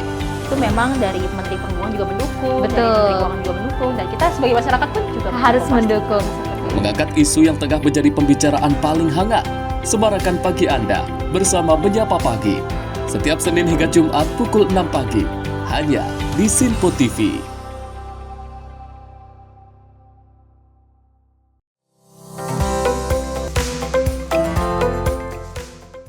Terima kasih pemirsa, Anda masih menyaksikan Menyapa Pagi Simpo TV, dan kita lanjutkan informasinya. Di mana pemerintah Kota Palu menghibahkan tanah 2 hektar di Mamboro, Palu Utara kepada Kementerian Pelindungan Pekerja Migran Indonesia. Tentunya pemirsa, di lahan ini akan dibangun pusat pelatihan terintegrasi untuk mencetak SDM yang siap kerja, terampil, dan terlindungi saat bekerja di luar negeri. Tanah 2 hektar di Mamboro, Palu Utara dihibahkan pemerintah Kota Palu kepada Kementerian Pelindungan Pekerja Migran Indonesia. Serah terima hibah tanah ini dilakukan pada Minggu 8 Juni 2025. Lahan ini menjadi fondasi bagi lahirnya ekosistem vokasi bagi calon pekerja migran Indonesia. Di atasnya akan dibangun pusat pelatihan terintegrasi untuk mencetak SDM yang siap kerja, terampil, dan terlindungi saat bekerja di luar negeri. Hal ini sebagai bentuk wujud nyata kolaborasi antara pusat dan daerah. Lebih lanjut, Menteri Karding menyampaikan bahwa vokasi akan didorong tumbuh di mana-mana, baik oleh investasi swasta maupun oleh negara dalam rangka mewujudkan asta-cita Presiden. Alhamdulillah Kementerian P2 ini disiapkan tanah kurang lebih 2 hektar itu di Mamboro, Kecamatan Palu Utara. Tentu mewakili kementerian, saya sungguh mengucapkan terima kasih yang tak terhingga pada Pak Wali, dan mudah-mudahan dengan infrastruktur awal ini upaya kami membangun satu ekosistem vokasi yang terintegrasi itu bisa terwujud. Karena salah satu masalah utama pekerja migran Indonesia dalam konteks perlindungan itu adalah soal vokasi.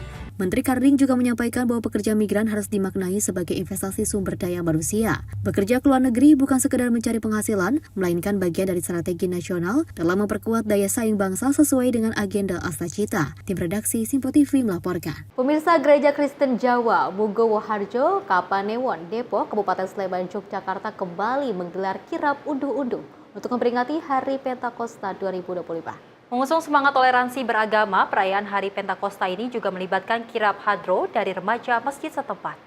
Kirap unduh-unduh perayaan Hari Pentakosta 2025 Gereja Kristen Jawa Maguwo Harjo kali ini tampak berbeda dengan adanya kelompok kesenian hadro dari para remaja masjid. Penampilan kesenian hadro ini merupakan simbol semangat toleransi beragama yang kali ini juga menjadi tempat besar perayaan Hari Pentakosta Gereja Kristen Jawa Maguwo Harjo. Adapun tema perayaan Hari Pentakosta 2025 adalah Roh Kudus selalu menyatukan dengan harapan masyarakat bisa bersatu mewujudkan kehidupan berbangsa yang adil dan makmur. Kirap budaya unduh-unduh menempuh jarak 2 km dengan berjalan kaki melintasi sejumlah dusun dan berlangsung meriah. Peserta kirap terdiri dari bregodo tradisional, gerobak sapi, hingga kesenian tradisional dan penunggang kuda. Tak ketinggalan pula 6 gunungan terdiri dari gunungan hasil bumi, gunungan alat tulis, dan lainnya. Adapun pesan yang disampaikan pada kesempatan ini adalah sesuai dengan tema Roh Kudus selalu menyatukan.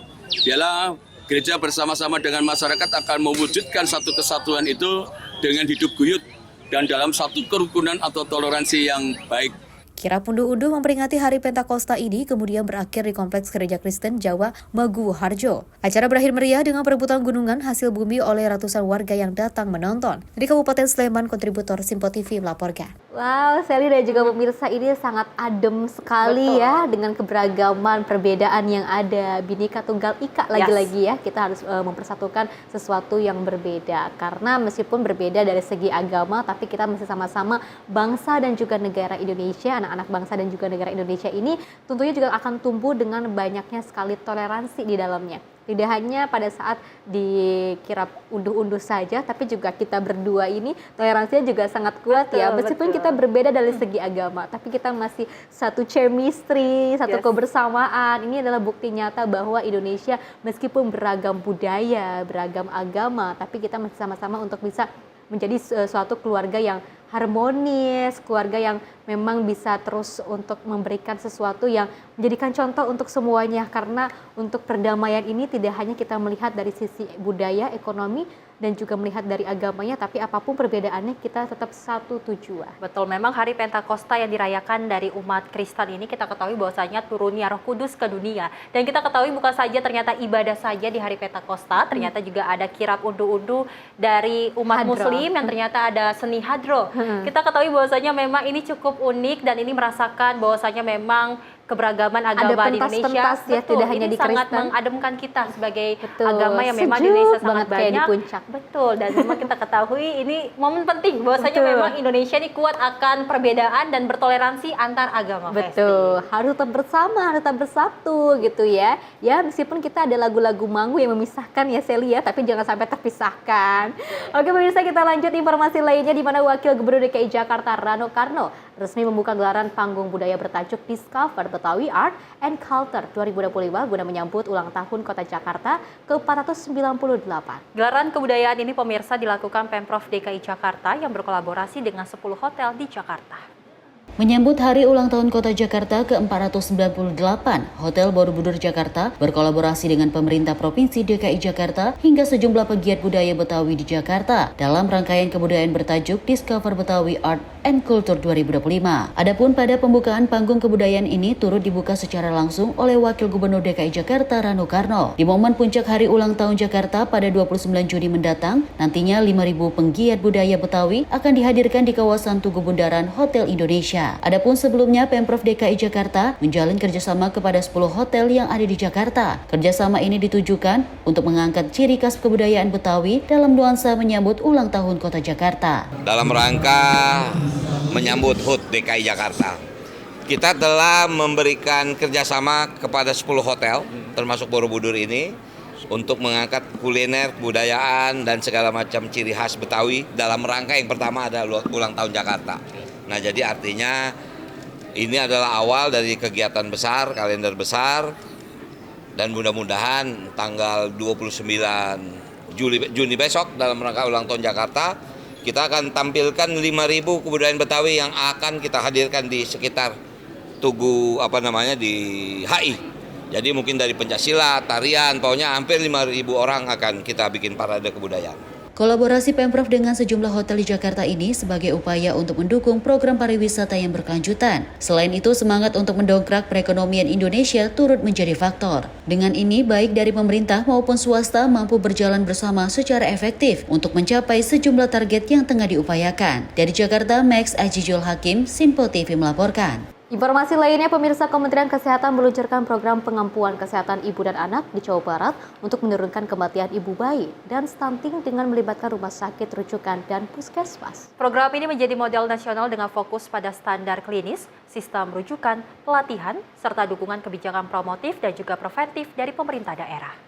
Kementerian Kesehatan Republik Indonesia meluncurkan program pengampuan layanan kesehatan ibu dan anak di Jawa Barat sebagai langkah strategis untuk menurunkan angka kematian ibu, bayi, dan prevalensi stunting. Program ini mengoptimalkan peran rumah sakit rujukan nasional dan jejaring fasilitas kesehatan di daerah dengan melibatkan 12 puskesmas dan fasilitas tingkat pertama. Fokus utama program meliputi standarisasi SOP klinis, penguatan sistem rujukan, pelatihan, dan mentoring langsung oleh rumah sakit pengampu. Peluncuran program berlangsung di Rumah Sakit Hasan Sadikin, Bandung. Menteri Kesehatan Budi Gunadi Sadikin menekankan pentingnya isu kematian ibu dan bayi sebagai persoalan keselamatan nyawa, bukan sekedar data. Jawa Barat dipilih sebagai provinsi pertama penerapan karena beban AKI atau AKB yang tinggi dan kualitas sistem pelaporan fasilitas kesehatan yang sudah baik. Menteri Kesehatan juga mengapresiasi capaian Jawa Barat dalam menurunkan angka stunting menjadi 15,9%, lebih rendah dari rata-rata nasional 19,8%. Bapak Ibu, ini kematian bayi itu setahun 33.000. Ya, 33.000, Jawa Barat itu 5.700. 17% sendiri. Kematian ibu itu 4.000. Jawa Barat itu 700. Ya. Yang saya kenapa bangga? Karena Jawa Barat itu kalau melihat masalah itu attitude-nya. Ada orang kalau masalah, bullying, kita nggak ada. Oh Jawa Barat ada masalah, kita beresin. Itu yang membuat saya bangga. Jadi orang Jawa Barat kalau melihat, nggak ada apa anti treating, nggak ada apa, langsung diberesin. Jadi ini pada proyek ini kita lakukan di daerah yang mau. Karena kalau kepala daerah dia udah nggak mau, susah dong kita dari ini kan. Jadi Kabupaten Bogor, Kabupaten Garut, Kabupaten Bandung, saya sebagai Menteri Kesehatan terima kasih dan bangga karena mau melihat kenyataan bahwa oh kita masih tinggi kematian ibu dan bayi-bayinya, dan kita mau melakukan pilot project untuk mencoba. Program ini diharapkan menjadi model nasional yang dapat diterapkan di provinsi lain dengan pendekatan berbasis data dan kolaborasi lintas sektor. Gubernur Jawa Barat Deddy Mulyadi mendukung dengan mengusulkan kebijakan promotif dan preventif seperti pemeriksaan pranikah dan makanan sehat untuk anak sekolah. Tim redaksi Simpo TV melaporkan. Unit 3 Subdit Resmo Polda Metro Jaya membongkar praktik penjualan konten pornografi yang melibatkan anak di bawah umur. Dan 2 pelaku yang berperan sebagai perekrut dan juga pembuat konten dewasa ini ditangkap di kamar apartemennya yang dijadikan lokasi untuk live streaming konten dewasa di kawasan Sentul, Kabupaten Bogor, Jawa Barat. Berkat patroli siber, polisi dari Unit 2 Resmo Polda Metro Jaya membongkar praktik penjualan konten pornografi berbasis live streaming di sebuah aplikasi. Dalam sehari, para pelaku dapat meraup keuntungan hingga jutaan rupiah dari hasil bagi-bagi gift dan transfer dari para penonton yang berminat. Dalam kasus ini, polisi menangkap 2 pelaku yaitu Dino dan Fajar yang berperan sebagai pembuatan sekaligus perekrut talent yang melakukan live streaming konten pornografi. Keduanya ditangkap di unit apartemen yang merupakan lokasi pembuatan konten pornografi di kawasan Sentul, Kabupaten Bogor, Jawa Barat bersama 4 korban. Tak hanya menjual konten pornografi, para pelaku juga melibatkan anak di bawah umur dalam pembuatan konten pornografi ini. Saat ini polisi tengah melakukan pemeriksaan secara mendalam, sekaligus melakukan audit keuangan para pelaku untuk menelusuri keuntungan yang diraup para pelaku dalam pembuatan konten pornografi yang melibatkan anak ini. Kami dari D3 Subdit Resmo Polda Metro Jaya berhasil mengamankan 2 orang pelaku mucikari berinisial D dan F yang diduga telah memperjualbelikan konten pornografi yang melibatkan anak di bawah umur. Untuk kedua pelaku kami amankan di apartemen kawasan Sentul di Kabupaten Bogor, Jawa Barat. Dan untuk modus kedua pelaku ini melakukan perekrutan wanita di bawah umur untuk melakukan live aplikasi di Hot 51 tanpa busana. Untuk saat ini kami masih melakukan pendalaman terkait beberapa lama aktivitas ini dilakukan dan beberapa keuntungan yang diraup oleh kedua pelaku tersebut. Selain pelaku, kami juga menyita barang bukti sejumlah handphone yang digunakan untuk live, pakaian yang digunakan saat live, dan juga buku rekening. Kami menduga pelaku dapat menghasilkan uang 2 juta rupiah dalam 1 hari. Atas perbuatan kedua pelaku, kami kenakan pasal berlapis tentang perdagangan orang, pornografi, dan juga perlindungan anak di bawah umur dengan ancaman pidana penjara maksimal 10 tahun. Atas perbuatannya, kedua pelaku dijerat dengan Undang-Undang Perdagangan Orang, Pornografi, dan Perlindungan Anak dengan ancaman pidana 10 tahun penjara. Dari Jakarta, tim Sinpo TV melaporkan. Pemirsa, miris seorang anak perempuan ditemukan dalam kondisi penuh luka bekas penganiayaan di depan kios Pasar Kebayoran Lama, Jakarta Selatan. Dan diduga anak ini menjadi korban penyiksaan dan juga penelantaran oleh orang tuanya sendiri. Dulu dan ya pindahin dulu. Kalau bapak pindahin dulu ya. Ini korban namanya ya, anak perempuan yang dibuang di pasar. Petugas Satpol PP Kecamatan Kebayoran Lama menemukan seorang anak kecil di depan kios Pasar Kebayoran Lama, Jakarta Selatan. Anak perempuan yang belakangan diketahui bernama Marwah Koirunisa berusia 7 tahun ini ditemukan dalam kondisi lemas dan penuh luka di sekujur tubuh. Petugas yang melihat kondisi memprihatinkan langsung membawa korban ke Puskesmas Cipulir 2 untuk mendapat perawatan medis. Diduga kuat anak tersebut menjadi korban penyiksaan oleh orang tuanya sendiri dan ditelantarkan. Berdasarkan pengakuan korban, ia adalah anak dari Yusuf Arjuna. Dia menemukan seorang anak terlantar di depan kios. Lihat kondisi, ternyata anak-anak, jadi kondisi lemas. Akhirnya langsung diangkat sama Muhyiddin, saya ajak bawa ke puskesmas terdekat. Jadi dari tadi kita tanya anak tersebut, dia ayahnya sangat kejam katanya. Dia dibakar di sawah, kan. Hingga kini belum diketahui secara pasti alamat dan keberadaan orang tua korban. Petugas Satpol PP bersama aparat kepolisian masih melakukan penelusuran dan koordinasi untuk menangani kasus ini. Kondisi Marwah Koirunisa saat ini masih dalam pengawasan tim medis Rumah Sakit Umum Daerah Kebayoran Lama. Selain menyayat hati, kasus ini kembali menyorot kasus-kasus kekerasan terhadap anak yang masih sering terjadi di lingkungan rumah. Dari Jakarta, tim kontributor Sinpo TV melaporkan. Akhir-akhir ini Sally dan juga pemirsa banyak sekali kejadian yang menyayat hati seperti itu ya, yang sangat sedih sekali, miris, di mana ada seorang anak yang memang disalahgunakan ataupun entah apa yang ada di pikiran orang tuanya ya. Dan ini juga ada kabar yang sangat mengejutkan di mana ada salah satu anak perempuan berusia 7 tahun ditemukan di Pasar Kebayoran Lama dalam keadaan luka-luka, terus juga penuh dengan bekas pukulan, dan ini juga diduga karena adanya kekerasan dari orang tua. Lagi-lagi orang yang harusnya menjadi tempat ternyaman bagi anak ini malah justru menjadi luka bagi seorang anak, di mana memang kita jadi ketahui trauma berat ya, dialami luka-luka pada bagian tubuh anak-anak, dan kita ketahui bahwasanya angka kekerasan pada anak Indonesia ini cukup meningkat, dan ini menjadi perhatian juga bagi pemerintah bagaimana menangani kasus-kasus deretan kasus yang ada di Indonesia terkait kekerasan anak, Festi. Betul, lalu seperti apa langkah yang harus dilakukan oleh pemerintah dan juga penegakan hukum, apakah sudah sedetail itu dan juga sudah sesuai dengan yang seharusnya untuk menyelamatkan anak-anak kita? Kita langsung saja bergabung bersama salah satu narasumber terbaik kami, ada Bapak Luki Nurhardianto selaku kriminolog. Halo, selamat pagi Pak Luki. Pagi Mbak.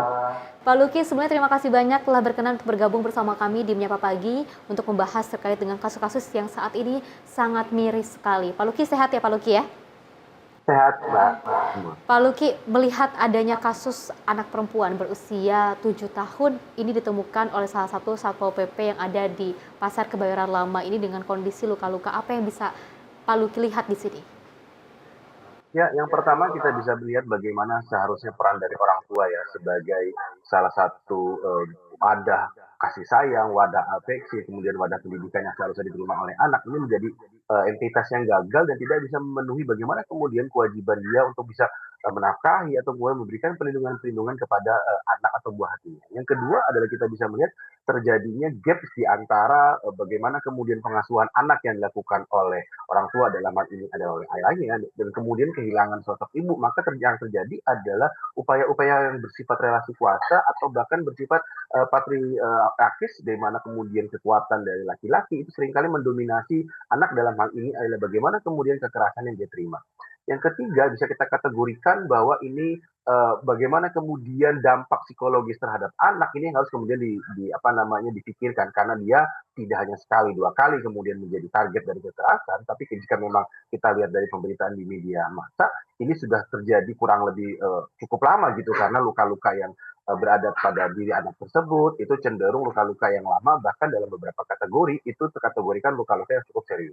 Nah, ketiga aspek ini seharusnya bisa menandakan atau menjadi sinyalemen bahwa pendidikan terhadap orang tua terutama untuk bisa mendidik anaknya itu menjadi penting. Yang kedua adalah anak tidak lagi sekedar dimanfaatkan sebagai komoditi atau kemudian menjadi aset saja saat kemudian mereka menganggap bahwa anak ini adalah upaya saat orang tua bisa mendapatkan rezeki yang lebih baik atau kemudian mindset-mindset bahwa keberadaan anak seharusnya bisa menciptakan peluang lebih baik kepada anggota keluarga yang berada untuk mengurusi anak tersebut. Kan di kasus di Kebayoran ini kan diduga kuat anak ini mengalami kekerasan pada orang tuanya sendiri. Apakah memang dari Pak Luki sendiri ini melihat saat ini kebanyakan orang-orang ini masih belum siap menjadi orang tua? Dari Pak Luki sendiri melihatnya bagaimana, Pak Luki? Ya, memang kita bisa kategorikan ada beberapa orang yang secara kematangan gitu, secara kematangan mental atau kemudian kematangan sosial, ada orang-orang yang memang belum siap untuk memiliki anak atau bahkan mendidik anak tersebut agar memiliki kehidupan yang lebih baik. Yang kedua adalah bagaimana dalam konteks proses pendidikan anak ini seringkali terabaikan bahwa seharusnya mereka bisa mendapatkan upaya-upaya perlindungan atau kemudian tumbuh kembang yang cukup baik saat kemudian orang tua berada pada posisi apakah kemudian dalam konteks perekonomian yang kurang baik atau dalam konteks sosial dia tidak memiliki pekerjaan yang cukup matang, maka anak seringkali menjadi pelampiasan secara emosional. Jadi anak tidak lagi dimanifestasikan sebagai buah kasih sayang, tapi di sisi lain anak menjadi pelampiasan secara emosional saat orang tua mengalami sisi burnout apakah dalam konteks pekerjaan atau dalam konteks sosial. Yang ketiga tadi juga disampaikan dengan cukup baik oleh para host yang ada di sana bahwa keberadaan orang tua yang memang saat dia menghadapi titik di mana apakah mereka harus sebagai orang tua tunggal atau kemudian orang tua yang tidak memiliki kematangan atau kemudian relasi sosial yang cukup baik, maka menciptakan kondisi pendidikan atau kemudian kondisi kasih sayang yang harusnya diterima oleh anak tersebut kemudian menjadi hal yang terabaikan gitu ya, dan bahkan dalam kondisi tertentu anak tersebut seringkali saat kemudian meminta sesuatu atau kemudian merengek karena kelaparan atau membutuhkan kasih sayang dari orang tua dianggap sebagai hal yang memberatkan atau membebani dari orang tua. Jadi ketiga aspek ini seharusnya bisa diinventarisir sehingga orang tua yang memang berada pada usia yang seharusnya bisa memberikan kasih sayang kepada anak, alih-alih mereka menjadikan anak sebagai target dari kekerasan yang seringkali mengarah kepada bagaimana kemudian domestic violence ini mengarah kepada terjadinya korban jiwa atau bahkan korban-korban yang mengalami luka yang cukup serius. Berarti dengan aspek-aspek yang tadi disebutkan oleh Pak Luki terkait dengan latar belakang yang akhirnya orang tua ini begitu tega melakukan kekerasan ini karena adanya kondisi mental, juga adanya tekanan ekonomi seperti itu ya, dan juga budaya tertentu. Dan kalau kita menyinggung terkait dengan perlindungan anak, apakah sistem perlindungan anak di Indonesia ini sudah efektif menurut Pak Luki untuk mencegah agar tidak terjadi kembali atau seperti apa Pak Luki?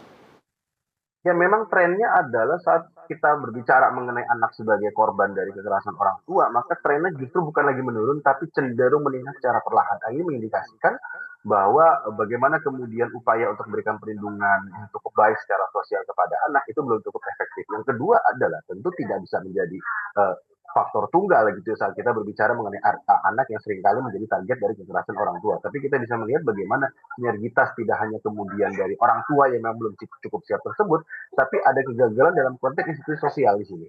Apakah kemudian masyarakat yang memang tidak bisa memberikan tanggung jawab lebih atau memberikan bagaimana konteks perlindungan terhadap anak secara lebih menyeluruh. Yang kedua adalah sistem pendidikan akhirnya mengabaikan hak-hak yang seharusnya didapatkan oleh anak dalam konteks pendidikan atau dalam konteks sosial yang lebih baik, itu terbelenggu kepada kondisi di mana anak-anak secara ekonomi tidak mampu, maka mereka akan terpinggirkan atau termarginalkan secara sosial.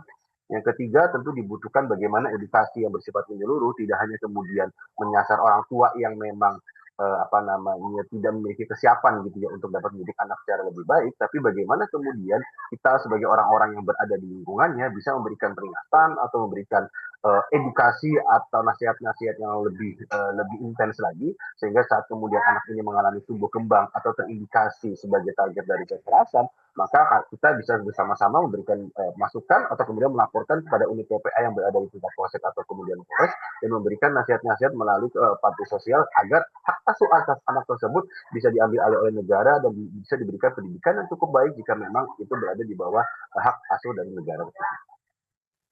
Baik, Pak Luki, tadi juga disebutkan bahwasanya memang faktor-faktor yang dialami anak karena kekerasan pada orang tua adalah ekonomi, sosial, dan juga budaya. Kondisi Apakah mental. memang salah satu faktor terkait dengan pernikahan dini ini menyebabkan juga dari orang tua akhirnya tidak mampu untuk menahan rasa emosinya yang akhirnya dilimpahkan kepada anaknya, Pak Luki? Pak Luki. Ya, saat kemudian pernikahan dini memang memberikan implikasi yang cukup besar. Salah satunya adalah jika kita bisa gradasi adalah orang-orang tua yang tidak memiliki kematangan secara emosional untuk bisa memberikan pendidikan terhadap anak. Yang kedua, secara sosial dan ekonomi, mereka tidak memiliki status pekerjaan yang cukup baik sehingga terjadi gap antara pemasukan yang harusnya diberikan oleh anak, kemudian mereka tidak bisa maksimalkan potensi tersebut. Yang ketiga adalah sanksi stigma dari masyarakat seringkali melekat bahwa saat mereka berada pada pernikahan dini, maka seringkali ini dianggap sebagai suatu suatu kultur gitu ya, yang dianggap ada stigma bagaimana saat perempuan ini dianggap sebagai perawan tua atau kemudian perempuan ini dianggap tidak laku, sehingga dalam konteks ini adalah perempuan seringkali menjadi resident victim. Jadi mereka mengalami pengorbanan yang tidak hanya sekali tapi bahkan berkali-kali saat mereka tidak menjalankan subkultur yang kita anggap sebagai bentuk bagaimana kemudian relasi kuasa yang tidak seimbang kepada perempuan. Yang kita bisa lihat adalah yang saya cukup berbahaya dan kemudian menjadi ironis saat tumbuh kembang anak tersebut menjadikan perbuatan-perbuatan yang dilakukan oleh orang tuanya sebagai sesuatu patron secara sosial. Jadi mereka akan ada kecenderungan untuk melakukan imitasi. Jadi mereka bisa jadi memiliki kecenderungan traumatik yang cukup dalam atau memiliki kalau zaman sekarang mungkin harga diri yang rendah karena mereka menganggap bahwa orang tuanya broken home atau mereka menjadi target dari kekerasan dan saat kemudian luka-luka itu tampak kepada dilihat oleh teman-temannya, itu menjadi sanksi sosial kepada dirinya bahwa dia berada dari lingkungan yang tidak cukup baik. Yang ketiga bisa kita kategorikan saat kemudian anak ini menjadikan perilaku tersebut sebagai sesuatu yang bernetralitas, maka mereka akan menganggap bahwa kekerasan itu adalah sesuatu yang terbiasa. Kekerasan itu adalah bagian dari bagaimana kemudian orang-orang itu bisa memberikan penertiban terhadap orang-orang yang berada secara kuasa kurang baik gitu daripada dirinya. Nah, tiga aspek ini yang seharusnya bisa menjadi perhatian serius sehingga dalam konteks tertentu dan yang bisa menjadi kita titik kulminasinya adalah saat ini saya pikir tidak hanya sekedar dianggap sebagai anak semata sebagai korban, tapi kita bisa melihat tadi juga sudah disampaikan oleh para reporter yang ada di sana, bagaimana kemudian ini bisa menjadi sesuatu efek yang snowball effect. Jadi kemudian mengalami duplikasi, mengalami imitasi. Yang paling bahaya adalah ada netralitas bahwa perilaku kekerasan adalah sesuatu yang dibenarkan oleh orang-orang tua yang secara dalam tanda kutip gitu ya, mengalami kegagalan secara sosial ataupun secara ekonomi di masyarakat. Pak Luki, kita ketahui kan terkait dengan adanya kekerasan seksual, kekerasan pada anak, ini selalu terjadi pada anak-anak usia dini, khususnya seperti itu ya. Bahkan ketika kita melihat ada kasus pornografi di live streaming, bahkan melibatkan anak-anak, begitu kurangnya edukasi dari seorang orang tua, entah itu dari mungkin karena usia, faktor usia, karena untuk keterbatasan ekonomi, akhirnya terpaksa untuk melakukan hal tersebut agar bisa menggait para penonton dan juga memberikan belas kasih dengan memberikan uang seperti itu. Apa sih Pak Luki yang bisa Pak Luki lihat dari konten seperti ini? Harus seperti apa seharusnya respon dari negara ini? Silakan Pak. Saat kemudian kita menggarisbawahi anak sebagai target tidak hanya dalam konteks fisik gitu ya, tapi kemudian mengarah ke dunia digital, maka ada dua aspek yang harus kita garisbawahi. Yang pertama adalah tren bahwa anak belum bisa memilah mana yang baik dan mana yang benar, itu seringkali kemudian tereksploitasi oleh para pelaku yang menjadikan soceng atau social engineering ini sebagai upaya untuk mengelabui bagaimana niat anak atau kemudian exposure terhadap anak yang kemudian dimanifestasikan dalam konteks fetish sosial gitu atau penyimpangan seksual yang sangat beragam di masyarakat yang lebih luas lagi. Yang kedua adalah anak akhirnya mengalami masa di mana dia tidak mengalami masa saat kemudian mereka dewasa tidak pada semestinya. Jadi mereka menggunakan media sosial untuk mendapatkan eksistensi, aktualisasi, bahkan agitasi terhadap bagaimana kemudian mereka ingin dipandang setara dengan orang-orang yang secara usia atau kemudian secara penampilan itu sudah cukup baik. Sehingga dengan adanya dua aspek ini, maka mereka akan mendapatkan status sosial atau kebudayaan yang bersifat instan, baik kemudian feedback secara ekonomi atau kemudian secara sosial, mereka akan mendapatkan pengakuan yang lebih baik lagi di masyarakat. Maka tentu dalam konteks ini pembatasan terhadap penggunaan media sosial terhadap anak itu seharusnya bisa dikedepankan, dan saya pikir Komdigi kemarin dengan Presiden Prabowo juga sudah mengeluarkan suatu peraturan batasan-batasan usia anak yang bisa mengakses media sosial. Yang kedua tentu kepada provider itu juga seharusnya bisa memberikan batasan secara lebih ketat lagi, terutama melalui intervensi dari pemerintah saat kemudian anak yang terdeteksi menggunakan media sosial tersebut untuk kepentingan yang memang tidak sesuai mestinya, maka seharusnya diberikan peringatan tegas bahwa jika memang mereka masih menggunakan konten-konten ini dan beredar cukup luas, apakah kemudian di take down dari para penyedia jasa layanan, atau memang pemerintah melaporkan secara bottom up kepada para penyedia jasa layanan tersebut.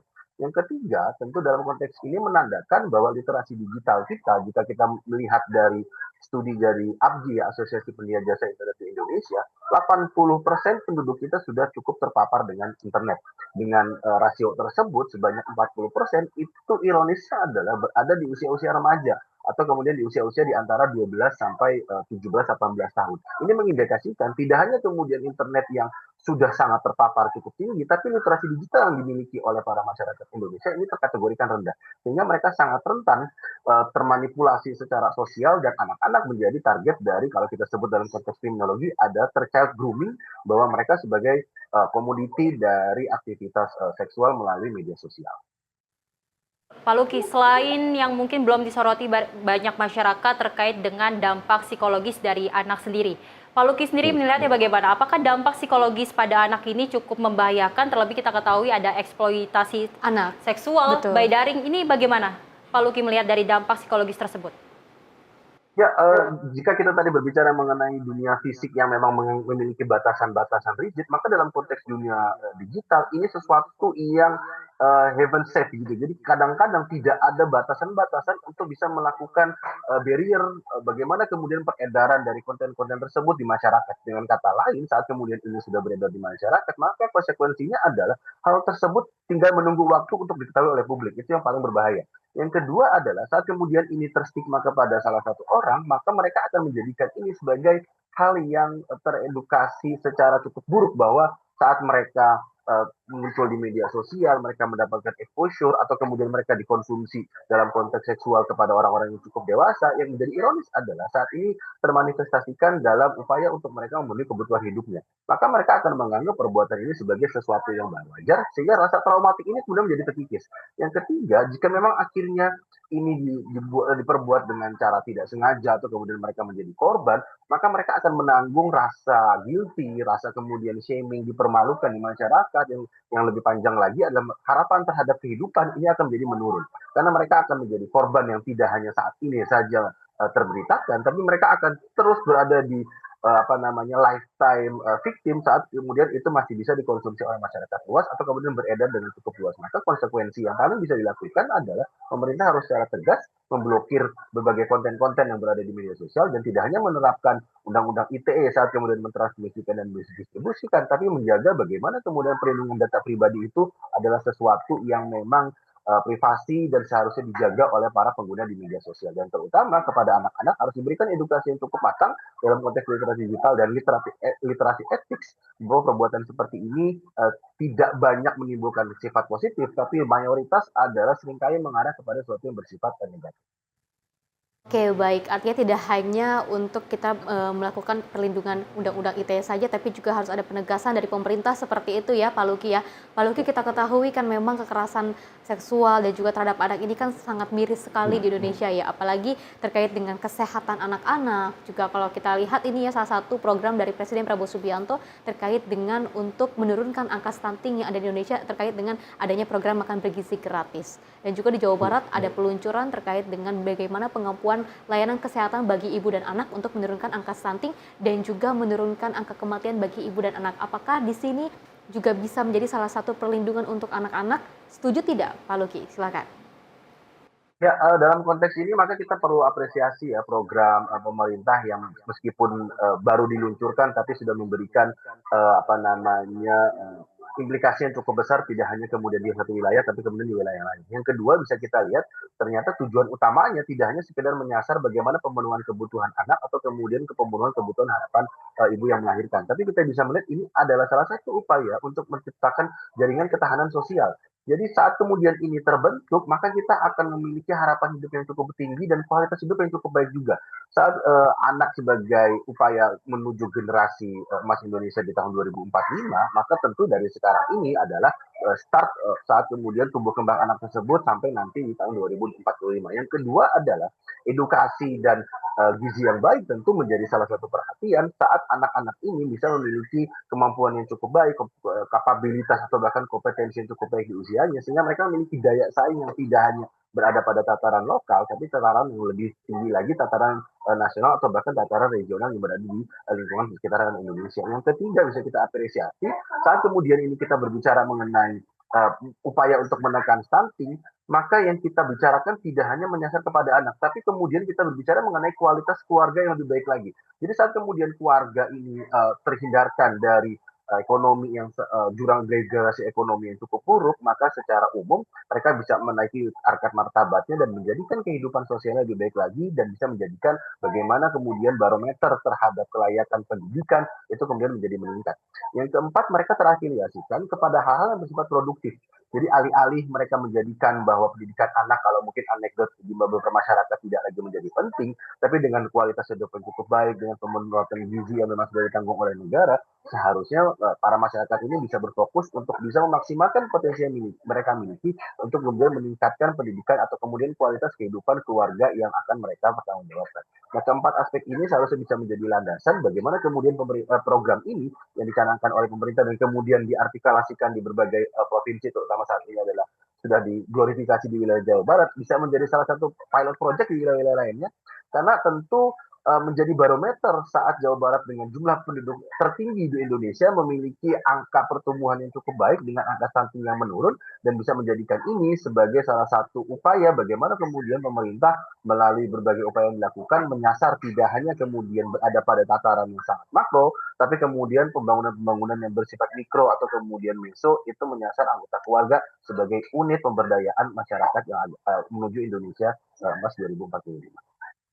Oke, baik. Terima kasih banyak Pak Luki atas pemaparannya, sangat luar biasa sekali dan juga banyak sekali hal-hal positif ya, Sally dan juga pemirsa. Pak Luki, terima kasih banyak. Sehat selalu. Selamat pagi Pak Luki. Pagi. Ya, Sally dan juga pemirsa tadi juga sempat disampaikan bahwa terkait dengan hal tersebut ini harus ada edukasi kepada orang tua bahwa agar tidak selalu menyalahgunakan terkait dengan eksploitasi anak seperti itu ya, apalagi kekerasan pada anak ini harus diperhatikan kembali bagaimana mengedukasi orang tua, seharusnya memberikan perlindungan yang cukup bagi anak, harusnya menjadikan sebuah rumah bagi anak dan tidak untuk menyelewengkan hal tersebut, karena kalau kita ketahui juga ada beberapa peluncuran program yang harus sangat sama-sama kita apresiasi sebagai langkah untuk menurunkan angka kematian yang ada di Indonesia terkait dengan ibu dan juga anak. Seperti yang dikatakan oleh Pak Luki bahwasanya untuk menurunkan angka kekerasan pada anak adalah dimulai dari akarnya, yaitu terbentuknya keluarga yang berkualitas. Karena kita ketahui bahwasanya kekerasan pada anak cukup tinggi, dan ini berharap bahwasanya dengan membentuk generasi emas 2045 pastinya dimulai dari keluarga di rumah. Ya pemirsa, informasi menarik lainnya akan terus kami hadirkan usai jeda berikut.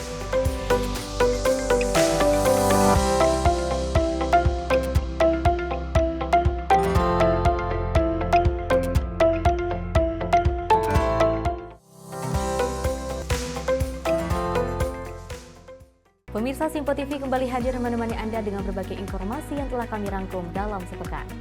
Sajian lengkap informasi sepekan kami hadirkan untuk Anda.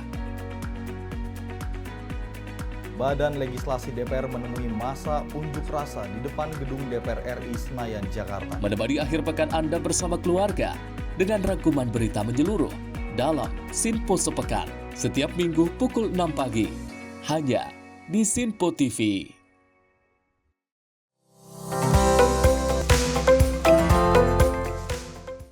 Masih bersama kami pemirsa dalam Menyapa Pagi Simpo TV dan kita lanjutkan informasinya.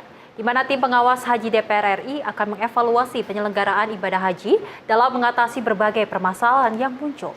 Hal ini tentunya pemirsa merespon berbagai persoalan saat pelaksanaan puncak ibadah haji.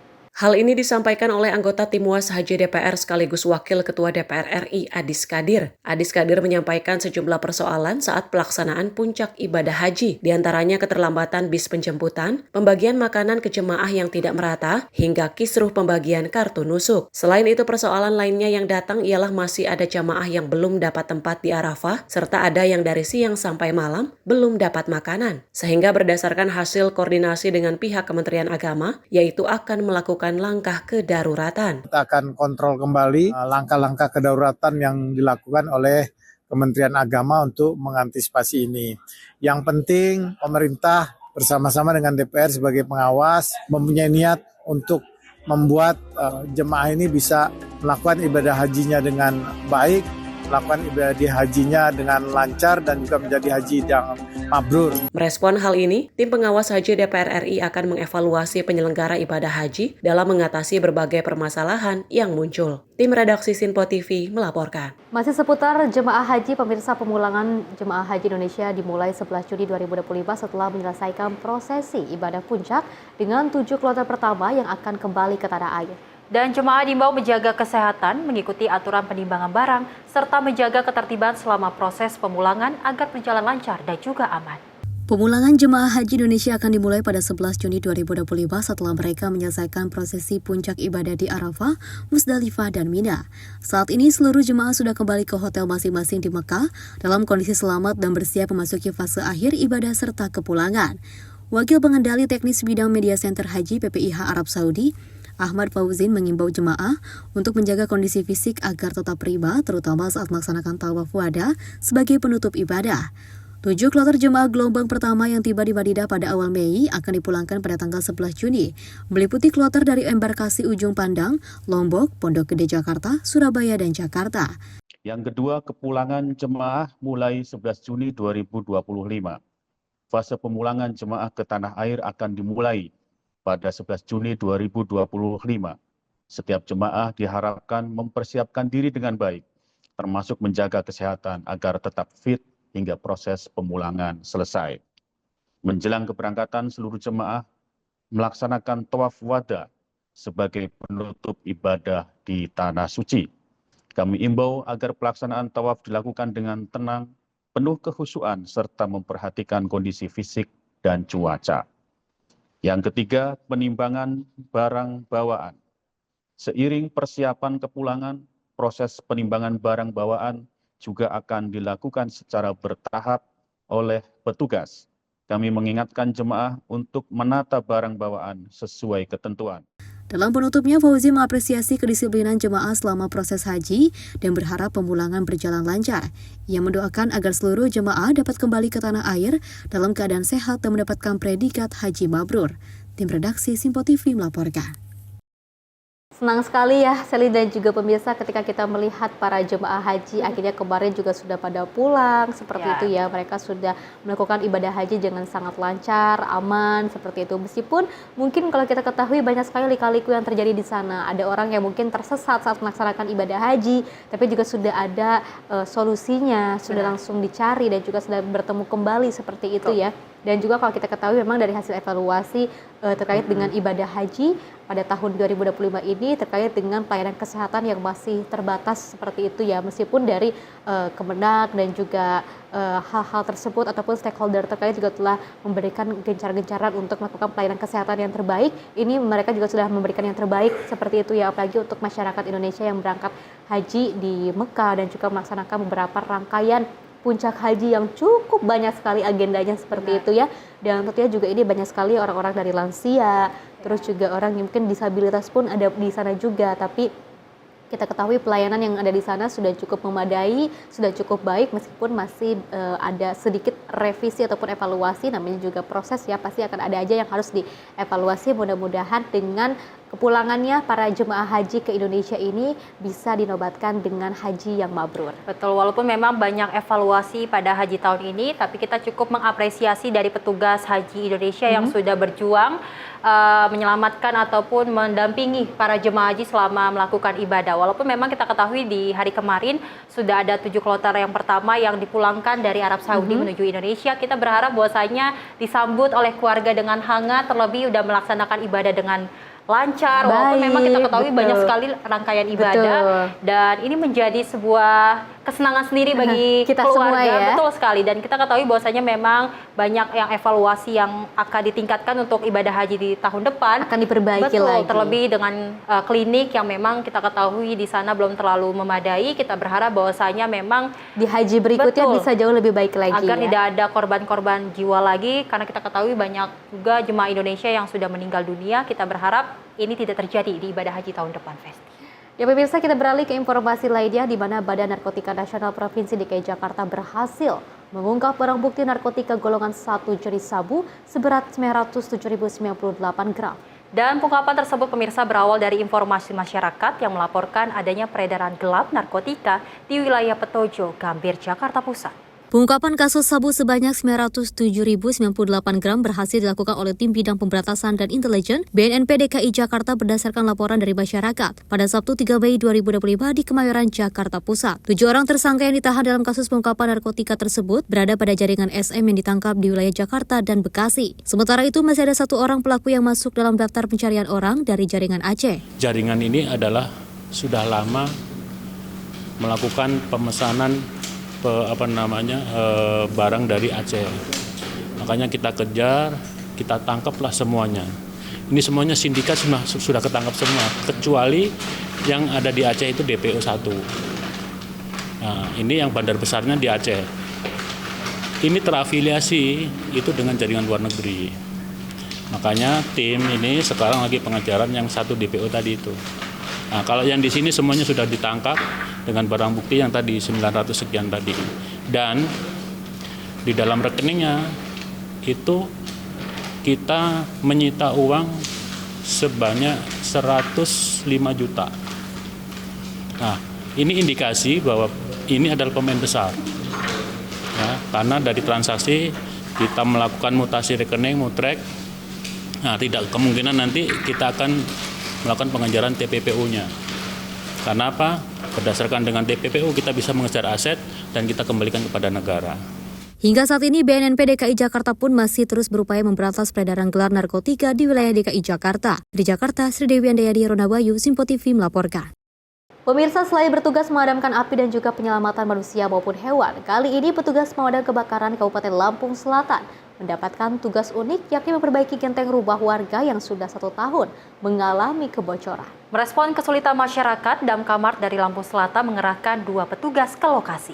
Kata yang disematkan oleh masyarakat apa-apa Damkar memang benar adanya. Kali ini petugas pemadam kebakaran di Kabupaten Lampung Selatan diminta memperbaiki genteng atau karpus rumah milik Sutiem, warga desa Tanjung Agung, Kecamatan Katibung, Lampung Selatan. Menurut pemilik rumah, genteng sudah 1 tahun mengalami kebocoran dan sampai saat ini belum juga diperbaiki lantaran terbentur biaya. Ibu rumah tangga ini berinisiatif meminta pertolongan petugas Damkar. Mengetahui hal tersebut, 2 petugas dikerahkan ke lokasi. Kemudian petugas dengan hati-hati naik ke atap rumah menggunakan alat seadanya. Butuh waktu 2 jam barulah petugas berhasil memperbaiki kerusakan tersebut. Perbaiki karpus rumah saya yang kena hujan, kena badai, kena angin, sudah berbulan-bulan ini Pak. Saya mau memperbaiki, tidak ada biaya. Saya komunikasi dengan Pak Damkar, alhamdulillah langsung direspon Pak. Saya komunikasi, saya telepon, sehari langsung direspon, alhamdulillah. Kepala Bidang Penyelamatan Ruli Fikriansyah membenarkan adanya warga yang meminta pertolongan memperbaiki genteng yang sudah lama bocor. Ia menyampaikan pihaknya selalu terbuka bagi masyarakat yang meminta pertolongan. Dia melaporkan bahwa karpet garpus rumahnya tertiup angin, sehingga ketika hujan dia mengalami kebocoran. Berdasarkan laporan tersebut, kita meluncur ke lokasi untuk memperbaiki karpet garpus yang ada di rumahnya tersebut. Dari Lampung Selatan, kontributor Simpo TV melaporkan. Sally dan juga pemirsa, kalau kita mengikuti salah satu tren viral di media sosial seperti itu ya, apalagi kalau seseorang ini menggunakan salah satu misalnya ada yang viral-viral, ini pasti melejit kalau orang itu membuat salah satu konten seperti itu ya. Apa-apa puji, tapi kalau urusan untuk menolong, ini ada apa-apa damkar gitu ya. Biasanya damkar kita ketahui ini untuk menyelamatkan manusia dari kebakaran, terus juga untuk menyelamatkan hewan seperti itu ya. Tapi kok ini bisa menyelamatkan segala bentuk keresahan dari masyarakat Indonesia. Salah satunya ini ada rumah warga yang juga gentengnya roboh seperti itu, ini harus diselamatkan oleh damkar. Lagi-lagi panggil damkar. Kenapa nggak panggil tukang gitu kan ya? Karena aksi yang responsif dari damkar ini juga membuat orang masyarakat Indonesia lebih percaya kepada damkar kayaknya ya. Betul. Kemarin juga aku melihat dari salah satu konten media sosial yang mana ketika patah hati, ini juga larinya juga ke damkar untuk potong kue bersama, tiup lilin bersama.